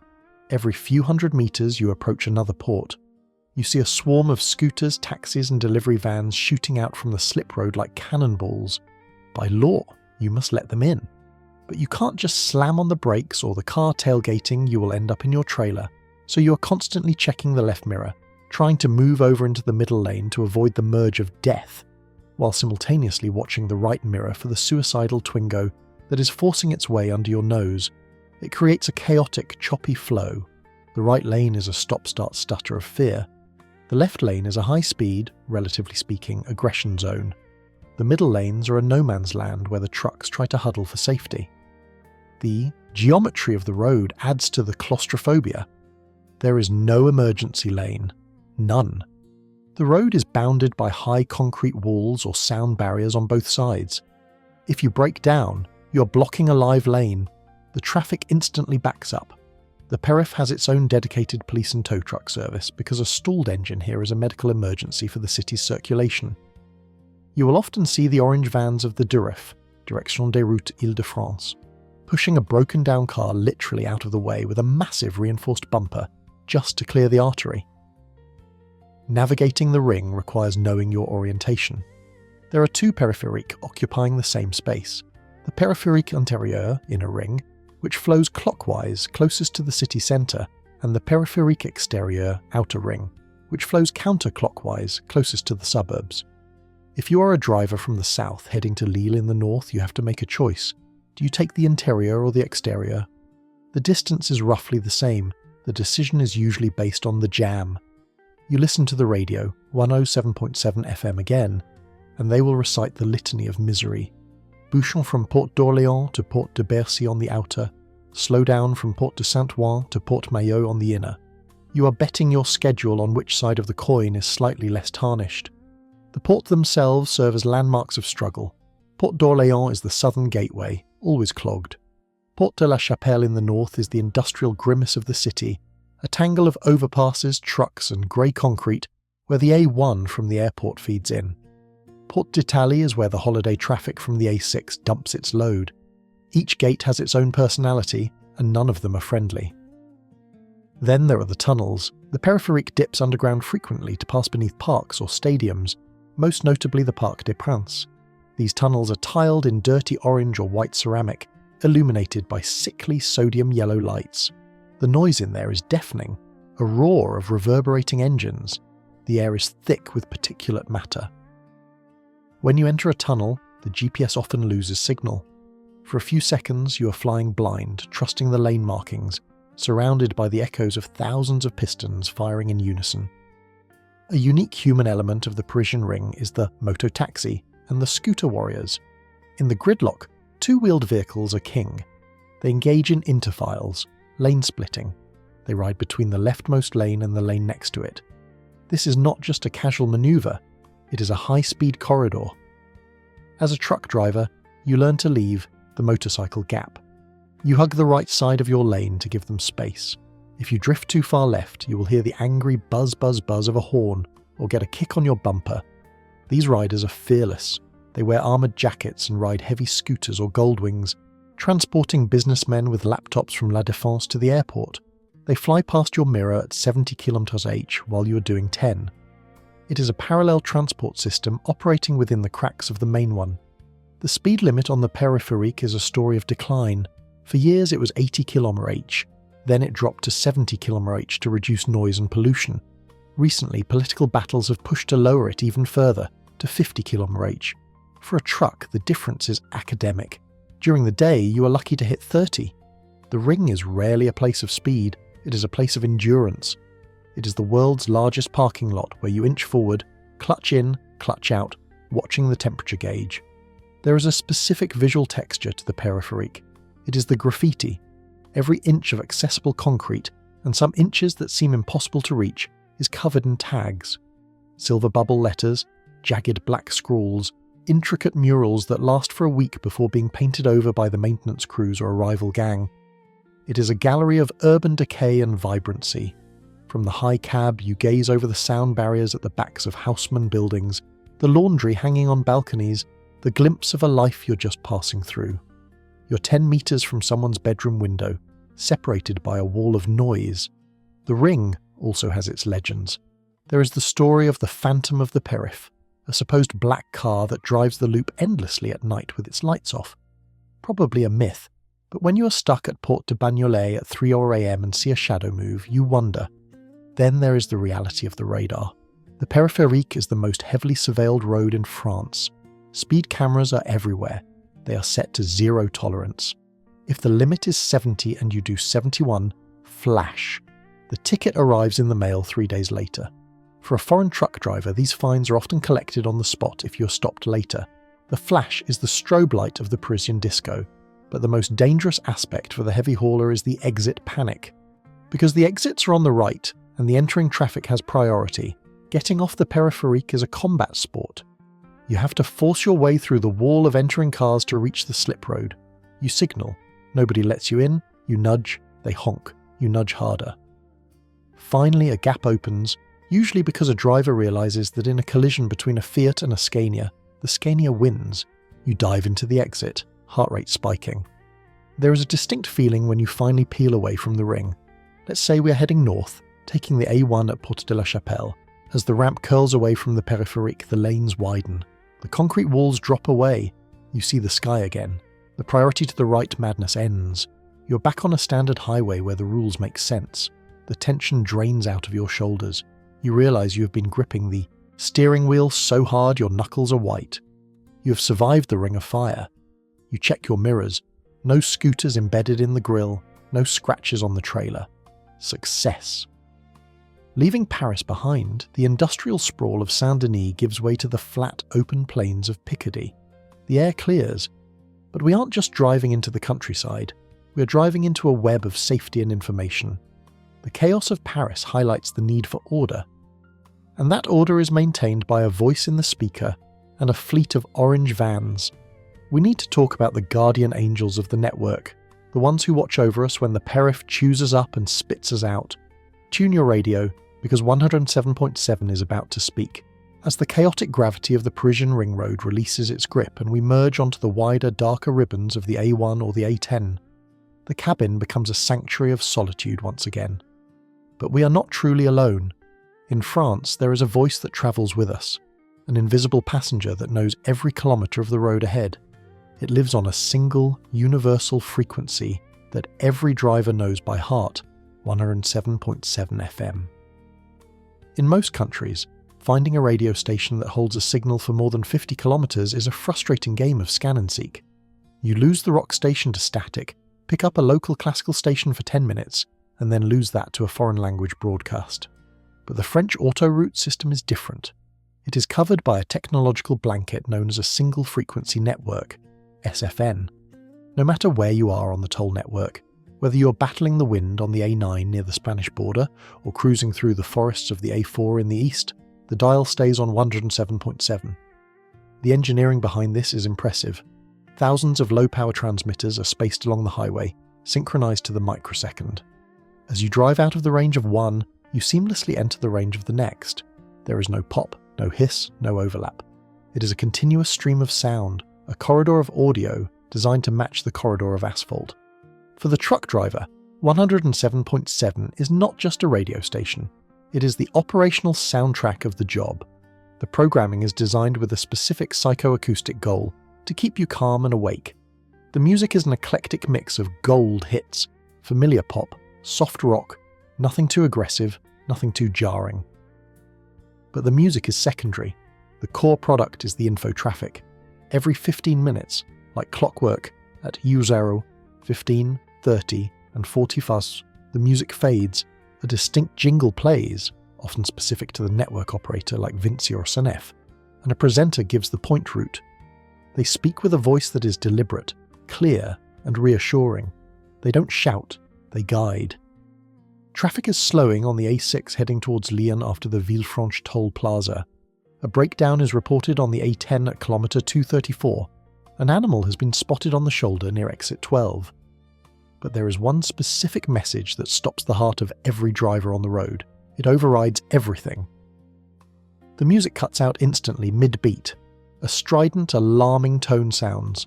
The presenter's voice drops the calm persona and becomes urgent, commanding. Alert, véhicule à contresens. Alert, wrong-way driver. In France, the ghost driver, confused, often elderly or intoxicated, entering the highway via an exit ramp, is a recurring nightmare. The radio system is the first line of defense. When that warning blasts through the speakers, the instruction is absolute. Do not overtake, stay in the right lane, listen for updates. For a truck driver, this is a moment of cold dread. You are a massive target. If a car hits you head-on at a combined speed of 220 km/h, your size might save you, but the trauma of witnessing that destruction is something no one wants. You scan the horizon, watching for headlights in the wrong lane, gripping the wheel, praying the radio announces end of alert soon. Let's be honest, that specific alarm tone on a 107.7 is more effective than a triple espresso at waking you up. It triggers a primal survival instinct. But the radio is just the voice. The hands of the safety culture belong to the patrouilleur, the patrolman. These are the men in yellow or orange, the guardians of the tarmac. They drive the bright yellow or orange vans, usually Renault Masters or Iveco Daily, fitted with massive flashing arrow boards on the roof and reflective striping that glows like neon in the headlights. The life of a patrouilleur is one of the most dangerous professions in France. They are the ones who have to step out of their vehicle onto the hard shoulder, just inches from traffic moving at 30 meters per second. Their job is a mix of janitor, mechanic, first responder, and traffic cop. They pick up the debris. You would be amazed at what falls off trucks and cars. Ladders, mattresses, bicycles, exhaust pipes. But also the tragic debris. The roadkill, foxes, badgers, deer, and unfortunately abandoned pets. The patrolman has to run out during a gap in traffic, grab the object and sprint back to safety. It is a deadly game of Frogger. A specific technical and legal innovation introduced to protect these workers is the Corridor de Sécurité safety corridor. Included in the French Highway Code in 2018, this rule states that if a vehicle is stopped on the shoulder with its lights flashing, whether it's a patrol van, a police car, or a tow truck, you must slow down and change lanes. You must leave a buffer lane between you and them. For the truck driver, respecting this rule is a point of professional honour. We see the flashing lights 2 kilometres away. We check the left mirror, we put on the indicator, we move over, we form a steel wall to protect the guy in the yellow vest. When you see a car driver ignore this rule, whizzing past the patrol van without deviating, it makes your blood boil. You blast the air horn, a trucker's reprimand, to shame them. There is a human element to the relationship between the trucker and the patrouilleur. We rarely speak to them, but we share the same workspace. We see them parked on the access ramps, watching the flow. We see them putting out cones in the pouring rain at 3 a.m. to shield a broken-down family car. They are the only other people awake and working on the road at that hour. A quick flash of the headlights, or a wave as you pass, is the standard acknowledgement. I see you. Stay safe. One anecdote that circulates in the depots involves a patrolman named Serge on the A63. During a summer heatwave, a truck loaded with watermelons overturned, blocking 2 lanes. The driver was unhurt but distraught. Serge didn't just secure the scene with cones.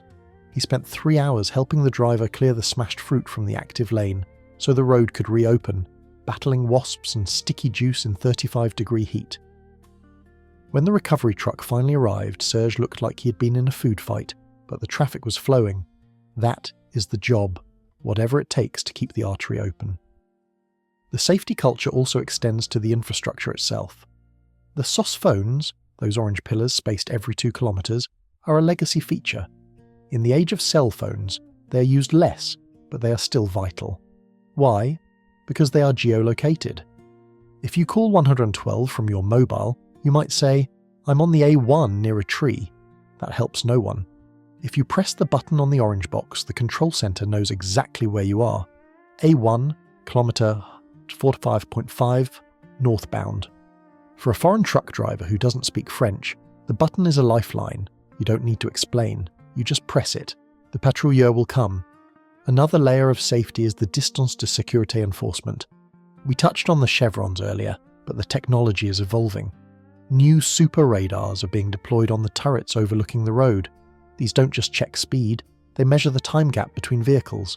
If a truck is tailgating, sniffing the bumper of the truck ahead, the camera snaps. The fine is mailed to the company. It is an attempt to break the bad habit of convoying too closely, which turns a minor fender bender into a multi-truck pileup. The radio station 107.7 also plays a role in soft safety. During the Grande Vacances, they run campaigns to prevent lipovigilance, drowsiness. They interview sleep specialists. They encourage the napping flash, a 15-minute power nap. They even broadcast games or riddles to keep drivers mentally engaged. Question of the day for a free coffee voucher: in which year was the Millau Viaduct inaugurated? It sounds trivial, but when you have been staring at the white lines for 4 hours, a riddle about a bridge engages a different part of your brain.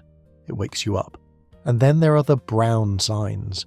You know the ones, the large brown tourist signs with stylized white drawings. Cathédrale de Reims, Vignes Bleues de Bourgogne, Château de Chambord. These are not just advertisements for the regions. They are designed to break the visual monotony.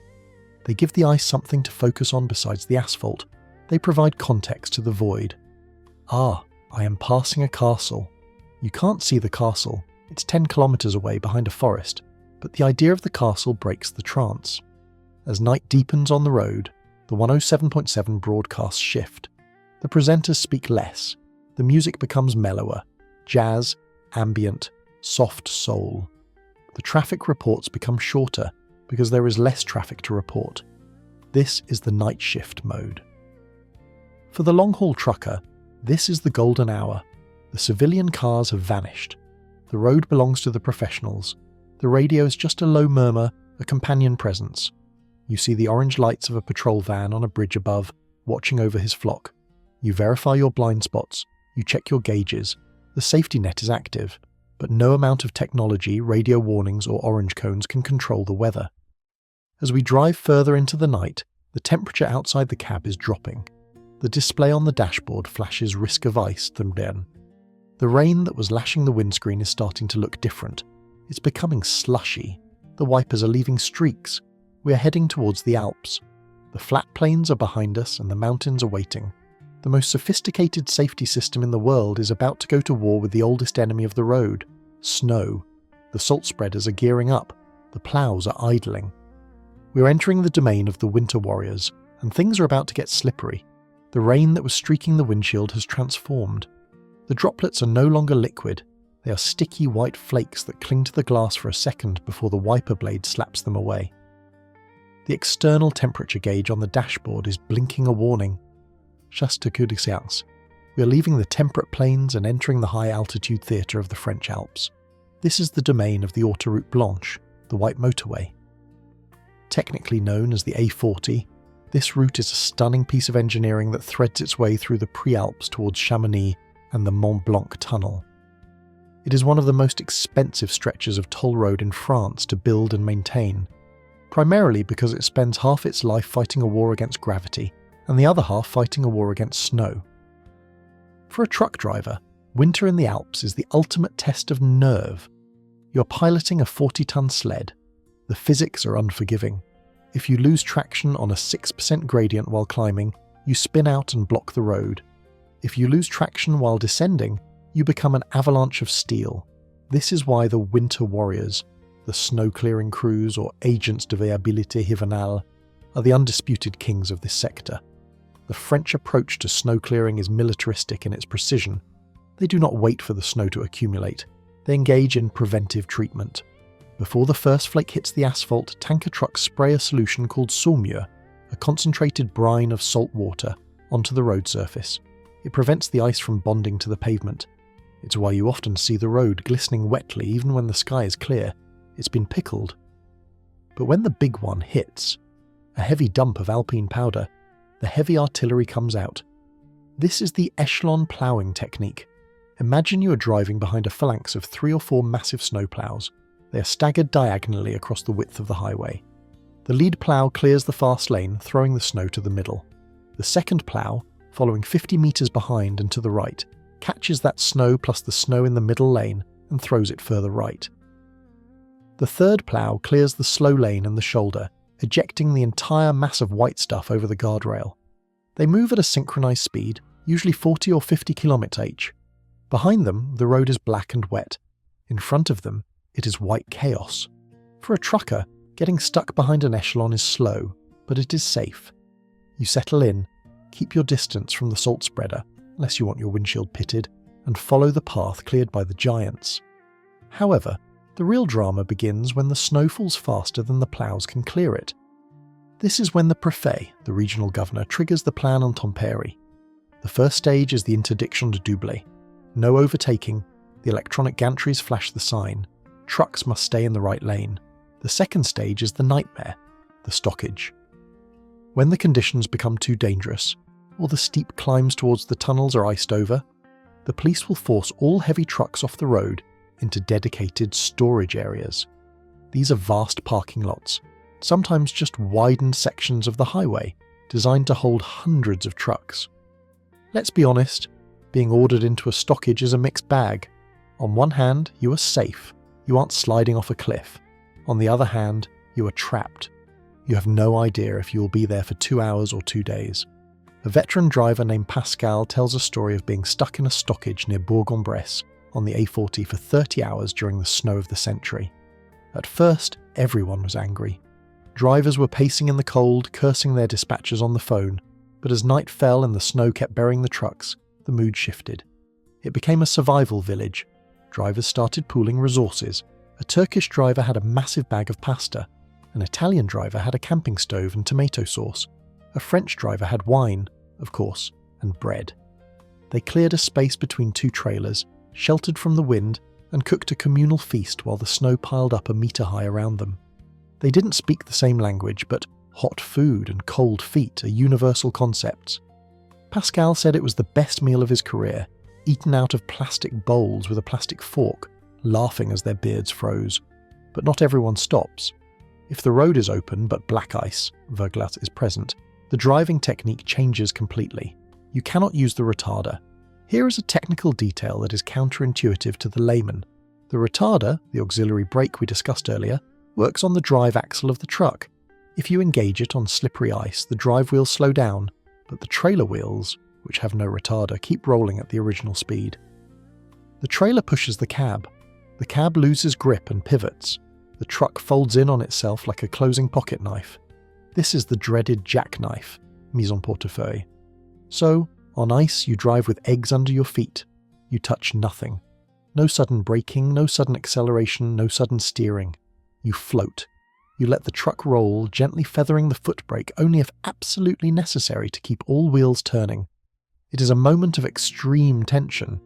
You can feel the seat of your pants reading the vibrations of the chassis, searching for that split-second loss of grip. And then there are the chains. If you are heading up to the tunnels and the lights are flashing chains mandatory, you have no choice. You pull into the aire de chaînage. This is a special lay-by with bright lights. Putting chains on a truck tyre is not like putting them on a Twingo. These chains weigh 30 or 40 kilos. They are cold, heavy, greasy steel nets. You have to drape them over the massive tyres, roll the truck forward a few inches, hook them on the inside, blindly, usually with your arm shoulder deep in the muddy wheel arch, and tighten them with a cam tool. Your hands freeze, your knuckles bleed, slush drips down your neck. It is a miserable, physical fight. But once they are on, the feeling of traction is miraculous. The chains bite into the packed snow with a rhythmic crunch, crunch, crunch. You can feel the grip returning. You can climb. Historically, the A40 was a game changer for the Winter Olympics in Albertville in 1992, but its legacy is the daily freight connection between Northern Europe and Italy. Before it was built, trucks had to navigate the treacherous national roads through the valleys, where one spun-out truck could block the border for days. The A40 is an over-engineered road. It has more viaducts and tunnels per kilometre than almost any other highway to ensure the gradient stays manageable for trucks. It is a concrete ribbon sewn into the side of the mountains. One visual spectacle of the winter drive is the blue salt. In some regions, the salt is treated with a blue dye or anti-caking agent, or simply reflects the blue strobe lights of the ploughs. Seeing a sprayer truck ahead of you, casting a blue arc of crystals across the white road in the headlights, is strangely beautiful. It looks like agricultural sowing, but they are planting safety, not seeds. As the storm passes, the landscape reveals itself. The clouds lift, and you're surrounded by the jagged, snow-covered teeth of the Alps. The sun hits the white slopes and the glare is blinding. You need your sunglasses instantly. The road is a black scar cutting through a blindingly white world. The radio, 107.7, announces the end of the alert. The stockage is released. The convoy starts moving again, a long line of dirty, salt-crusted trucks rumbling towards the Mont Blanc tunnel or the Fréjus. We have survived the ice, but managing this flow, stopping thousands of trucks, rerouting them, storing them, requires a brain bigger than any single control centre. It requires a national intelligence, a prediction system. We are leaving the mountains now, descending towards the Italian border or turning back towards the plains, but our movement is being watched and predicted by a creature that was born from a crisis. It's time to talk about the smart bison. As we descend from the high-altitude theatre of the Alps, leaving the salt spray and the snowplows behind, we return to the rhythmic hum of the mainline network. The traffic density thickens. We're no longer fighting the elements. We're fighting the sheer volume of humanity. To manage this flow, France didn't just build more lanes. It invented a national mascot, a colour-coded prophecy, and a system of traffic forecasting that became a cultural institution. We're talking about the phenomenon of Bison Futé, or the smart bison. To understand why a cartoon bison dictates the travel plans of millions, we have to go back to a specific day of infamy, August 2nd, 1975. This date is etched in the collective memory of the French Ministry of Transport as the bouchon of the century. It was a Saturday in high summer, the temperature was soaring, and due to a perfect storm of the Juilletistes, July vacationers, returning home, and the Aoûtiens, August vacationers, leaving, the entire country decided to be on the National 10 at the exact same moment. The result was catastrophic. A solid traffic jam stretched for 600 kilometres, linking Paris to the Spanish border in one unbroken chain of overheating engines and fraying tempers. People were stuck for 15-20 hours. Cars ran out of fuel. Radiators boiled over. There were fights on the roadside. The gendarmerie was overwhelmed. It was a logistical heart attack on a national scale. The government realised that they could not pour enough concrete to solve a problem that only existed for 3 weekends a year. They couldn't build a 20-lane highway just for August 2nd. They had to change the behaviour of the driver. They had to spread the traffic out over time and space. In 1976, the ministry launched a massive communication campaign. They hired an advertising executive named Daniel Robert to sell the concept of staggered departure. He needed a symbol, something strong, something clever, something that implied a guide through the wilderness. He came up with a stylized Native American character named Bison Futé, the smart bison. The slogan was simple: the smart bison doesn't rush, the smart bison finds the clever path. It was a stroke of genius. It turned traffic management into a game. The core of the system is the colour code, a traffic light for the calendar. Green, traffic is fluid, go now. Orange, traffic is dense, expect slowdowns. Red, traffic is saturated, avoid at all costs. Black, traffic is impossible, stay home. The term samedi noir, Black Saturday, entered the French lexicon. It usually falls on that crossover weekend in late July or early August. When Bison Futé declares a black day, the media goes into a frenzy. It is headline news. The bison sees black. For the family car driver in the 1980s and 90s, the carte Bison Futé was a sacred object. This was a paper map distributed for free at toll booths, gas stations, and by bison girls in service areas. You would unfold it on the hood of the car. It highlighted the itinéraire B, the alternative routes. This brings us to a wonderful technical and geographic detail, the itinéraire bis. These are secondary roads, often former national roads running parallel to the saturated motorways. They are marked with special green signs with yellow arrows and the word bis. The deal was this: the motorway blue sign is jammed. The Bis route, green arrow, is slower because it goes through towns, but it is moving. The Bison was teaching the French to rediscover the scenic route. For a generation of kids, following the green arrows was an adventure. It meant seeing the cathedrals, the market squares and the fields, rather than just the sound barriers of the A6. It was a state-sponsored detour that often saved your sanity, if not your time. But for the truck driver, the Bison is less of a helpful guide and more of a strict warden. When the Bison declares a Black Saturday, or even a red weekend, it often triggers the interdiction to circuler. The heavy trucks are grounded. The logic is simple. Get the 40-ton giants off the road so the millions of Renaults and Peugeots can squeeze through. This creates a specific rhythm for the long-haul driver during the summer. You're racing the clock to get to your destination, or back to your depot before the band kicks in. If you're still on the road at 7 a.m. on a banned Saturday, you're in trouble. The police will wave you into a parking area, and you're stuck there until the ban lifts, often late in the evening or the next day.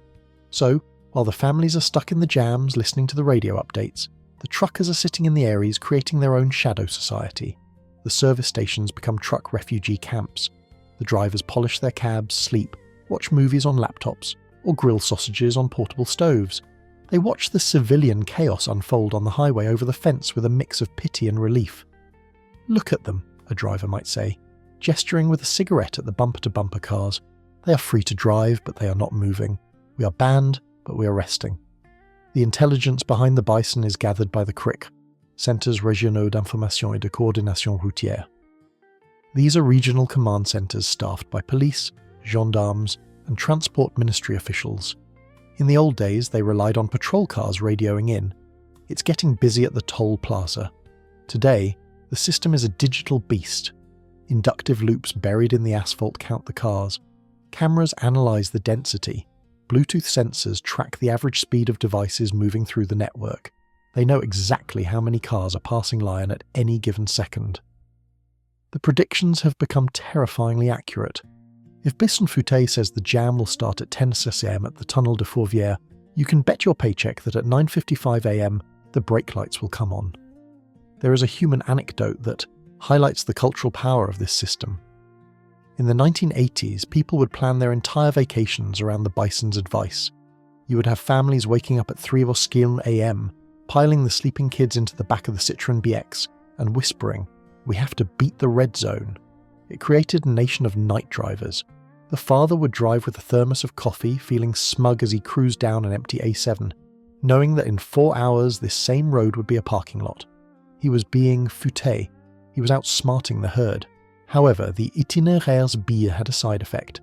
They funneled thousands of vacationers through small, unsuspecting villages. The local bakeries would sell out of bread by 9 am. The village square would become a traffic jam of Dutch caravans and Parisian sedans.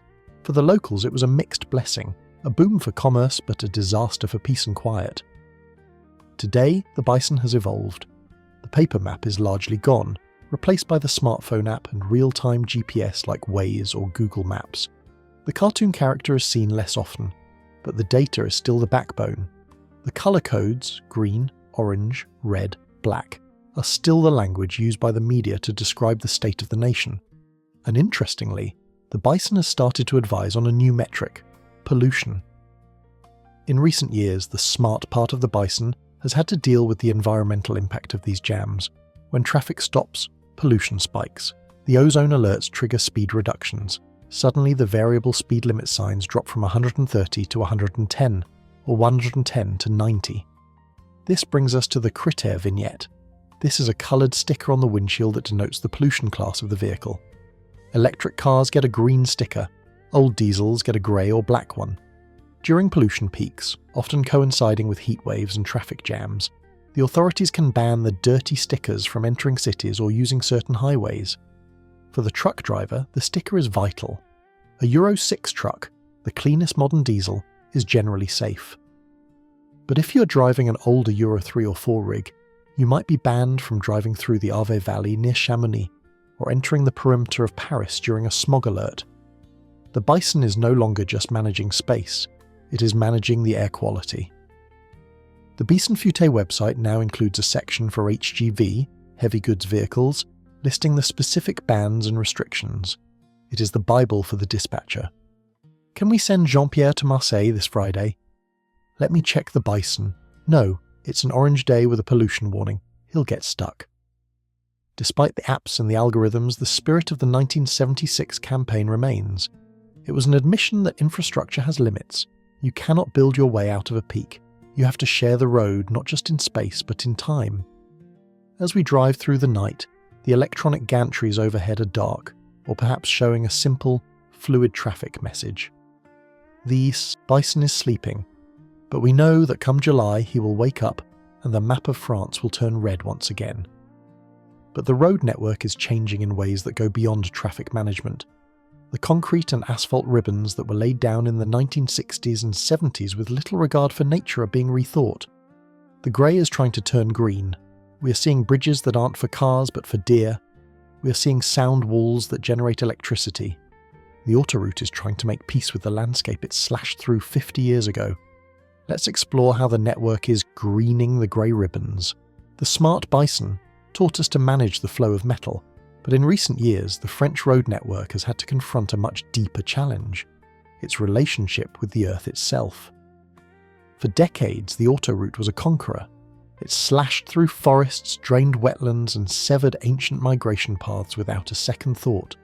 It was a grey scar on the green landscape, but today, if you look closely as you drive, you will see that the grey is trying to make amends. We are entering the era of the Green Highway. The most visible symbol of this shift is the Ecopont, or Eco Bridge. For a truck driver, these structures are a curiosity. You're cruising along a stretch of the A10 or the A8, and suddenly you pass under a bridge that has no road on it. No cars, no tractors. Instead, it is covered in thick soil, planted with local shrubs, trees, and grass. It looks like a slice of the forest has been lifted up and laid across the motorway. These are not for us. They are for the deer, the wild boar, the foxes, and even the beetles. France has been retrofitting its older network with these crossings at a massive cost. The technical challenge is immense. You cannot just dump dirt on a concrete slab, it would collapse. These bridges are engineered to hold tons of water-saturated soil. They have specific funnel fences, wooden palisades that guide the frightened animals away from the noise of the trucks and towards the safe green corridor. There is a legendary story among the maintenance crews of the A8, which cuts through the wild hills of Provence. After they built a new Eco Bridge, they set up camera traps to see if it worked. For months, nothing, just wind and grass. Then, one night, the camera captured a massive herd of wild boar, piglets in tow, trotting casually across the bridge while 40-ton trucks roared beneath them at 90 kilometers per hour. The ancient path had been restored. The barrier was broken, but the greening isn't just about animals. It's about the humans living next to the monster. We need to talk about the mur anti-bruit, the noise barrier. In the 1970s, these were ugly, raw concrete walls that turned the highway into a prison corridor. Today, they are architectural features. On the A1 approaching Lille, or the A6 near Lyon, you see barriers made of clear acrylic to let the light in, or wood-wool composites that absorb sound rather than just reflecting it. Some of them are becoming power plants. France is experimenting with solar highways. There are sections of noise barriers now clad in photovoltaic panels. There are even experimental stretches of road in Normandy, where the tarmac itself is paved with durable solar tiles. For a trucker, driving over solar panels feels bizarre, like driving on a calculator, but it's a sign that the road surface is no longer just dead stone. It is generating the energy to light itself.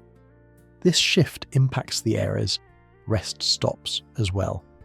The smell of diesel is being challenged by the hum of electricity. The electric corridor is being built. You see it in the parking lots, rows of ultra-fast chargers, Tesla superchargers, Ionity stations, gleaming in the night with their futuristic halo lights. For now, they are mostly for the cars. We watch the drivers plugging in, grabbing a coffee for 20 minutes and zooming off. But the electric truck is coming. We are starting to see the prototypes. The Renault E-Tex, the Volvo FM's electric. They are silent ghosts. For a veteran driver used to shifting gears by the sound of the engine, the electric truck is disorienting. There is no vibration, no roar, just a futuristic whine and instant torque. The infrastructure is scrambling to catch up.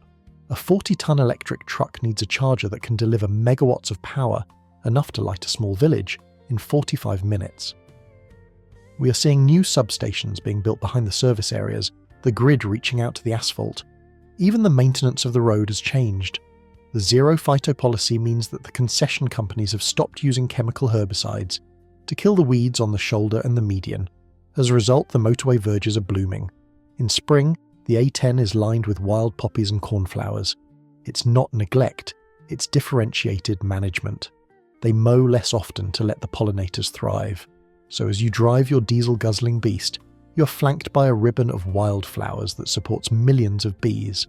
It's a strange, beautiful contradiction. One specific technical innovation that affects us directly is the warm mix asphalt. Traditional asphalt is laid at 160 Breng, releasing fumes and consuming huge energy. The new French roads are increasingly paved with warm mixes laid at 120. It saves energy and reduces the blue smoke that used to choke the paving crews. You can smell the difference, or rather the lack of it. The new road smells less like a chemical fire and more like wet stone. And let's not forget the water. The Autoroute is a massive waterproof surface. When it rains, the water picks up oil, tyre rubber and heavy metals.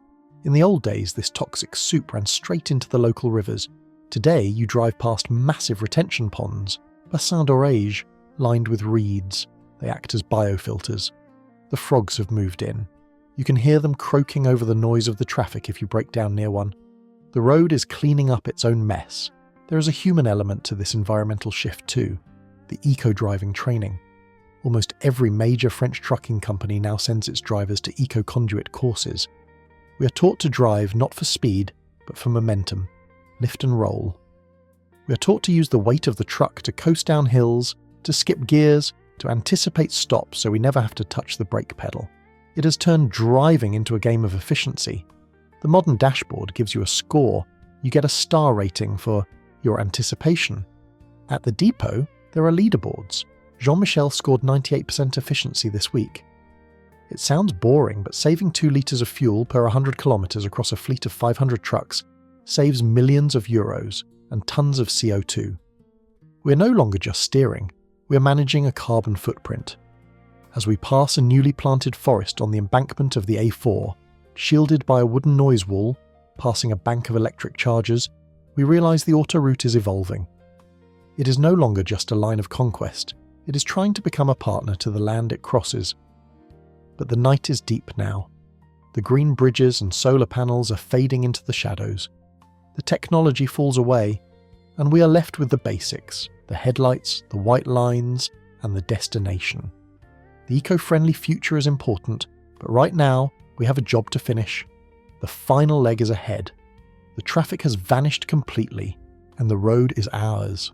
It is time for the final meditation. The radio has finally drifted into a loop of soft jazz and ambient static. The chatter of the traffic reports has ceased, simply because there is no traffic left to report. It is the deepest part of the night, that surreal hour between 3 and 4 a.m. when the world has stopped breathing, but the Autoroute continues to pulse. We are now in the phase of the journey known to every long-haul driver as the Velvet Hour. The frantic energy of the day, the lane changes, the brake checks, the toll booth scrambles, has evaporated. The road has opened up. The 3 lanes ahead are empty, stretching out into the darkness like a black runway illuminated by the rhythmic strobing of the overhead lights. Flash, flash, flash. This is where the relationship between the driver and the machine becomes intimate. The truck is running at its optimal thermal equilibrium. The engine oil is hot and thin, the tyres are warm and grippy, and the turbocharger is spinning with a consistent, high-pitched whistle that sounds almost like a breath. You don't feel the weight of the 40 tons behind you anymore. The trailer feels like a feather, floating on a cushion of air suspension. Visually, the Autoroute at night is a minimalist masterpiece. The reflective studs on the road surface, the cat's eyes, glow in the headlight beams. Red on the right shoulder, white in the centre. They create a flight path that pulls you forward. When you switch to high beams, the world expands. The reflective signs 2 kilometres away ignite like flares in the void. Lyon 200. Marseille 500. They are no longer distances. They are promises. There is a specific phenomenon that happens on the French network at night. The convoy of light. You catch up to another truck. You see his taillights. two red squares and the outline lights at the top corners of the trailer. You don't rush to pass. You settle in behind him, leaving a respectful 100-meter gap. Then another truck joins behind you. You form a train. You're drafting, cutting through the air resistance together. There is a silent communication here. If the leader indicates left to overtake a slow van, you all drift left in unison, a serpentine movement of steel. If he taps his brakes, you tap yours. You're trusting a stranger with your life, united by the shared solitude of the cab. The cabin itself is a capsule of comfort.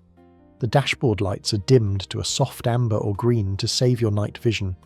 The smell of coffee from the thermos is faint but present. You might have a photo of your family taped to the sun visor, watching over you in the gloom. It is a tiny mobile living room hurtling through the void at 90 kilometers per hour. In these hours, the mind wanders. You think about the cargo, pallets of wine for a wedding in Belgium, car parts for a factory in Germany, toys for a Christmas shelf in Paris. You realize that you are the invisible hand of civilization. The city sleeps, the shops are closed, but the Autoroute ensures that when the sun rises, the shelves will be full. You're the reason the economy works, yet you're completely unseen. We pass a city in the distance, maybe Dijon or Tours. It is just a glow on the horizon, a dome of orange light pollution. We don't enter. We skirt the edges on the ring road, the bypass. We see the sleeping apartment blocks, the dark windows where thousands of people are dreaming. We are the watchers on the wall, the sentinels of the tarmac. There is a strange feeling of superiority, or perhaps detachment. They are stuck in one place. We are everywhere. The fatigue is there, of course, the sand in the eyes. You shake your head, shift your position in the air ride seat, maybe crack the window for a blast of cold night air. The roar of the wind wakes you up. You take a sip of water, you check the GPS. 40 kilometers to the exit. The countdown begins. The exit ramp approaches. It is a return to reality. The deceleration lane. The speedometer drops. 90, 70, 50. The sensation of speed vanishes, replaced by the feeling of weight. The truck feels heavy again. You downshift. The engine growls, losing its high-speed hum. We navigate the roundabout, the tyres scrubbing on the asphalt.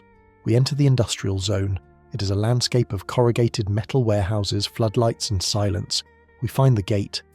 Quay 14, Dock 14. Backing into the dock is the final act. It is a precision maneuver performed in the dark. You rely on your mirrors, the reversing lights casting long, dancing shadows. You jackknife the tractor, line up the trailer, and push it gently back until you feel the soft thud of the bumpers hitting the rubber pads. You pull the parking brake. Psss. The sound of the air releasing is the period at the end of the sentence. You kill the engine. The silence that follows is deafening. The vibration that has been in your bones for 9 hours stops instantly. You hear the tick-tick-tick of the cooling metal. You hear the wind in the wires overhead. You sit there for a moment, hands still on the wheel, decompressing. You open the door and climb down. The ground feels hard and unmoving beneath your feet. You walk to the back, open the trailer doors, and smell the cargo. Cardboard, wood, rubber. You have delivered. The contract is fulfilled. The Autoroute has done its job. The journey of the French motorway is much like this night drive. It started with a hesitant crawl in the 1930s, accelerated through the booming reconstruction, navigated the political tolls and the engineering challenges of the mountains, and is now settling into a mature, greener, smarter phase. It is a system that connects the vineyards to the ports, the north to the south, the past to the future. It is a road of concrete and coins, of beauty and boredom, of danger and safety. But mostly, it is a road of stories. Every skid mark, every bridge, every toll booth holds the ghost of a million journeys. And tonight, we have added one more. The engine is cold now. The warehouse lights are flickering overhead, casting long shadows across the empty loading bay. The logbook is signed, the tachograph is set to rest, and the curtains of the cab are drawn tight against the coming dawn. It's been a long haul, hasn't it? We've travelled from the cobbled streets of the 1930s to the cloud-piercing heights of Millau. We've fought the snow in the Alps and the traffic on the Périphérique. We've learned that the road is more than just asphalt. It's a living history of a nation trying to move, to connect, to grow. As you lay your head back, let the hum of the tyres fade from your memory. Let the white lines stop scrolling behind your eyelids. The road will be there tomorrow, the tolls will still be collecting, the Bison Futé will still be predicting, and the coffee at the air will still be steaming hot. But for now, your shift is over. The cab is warm, the bunk is soft, the world outside is still and quiet, waiting for the sun to restart the cycle. You've earned this rest. The keys are on the dash, the brake is set, and the cargo is safe. Sleep well, road warrior. The highway will wait for you. Sweet dreams.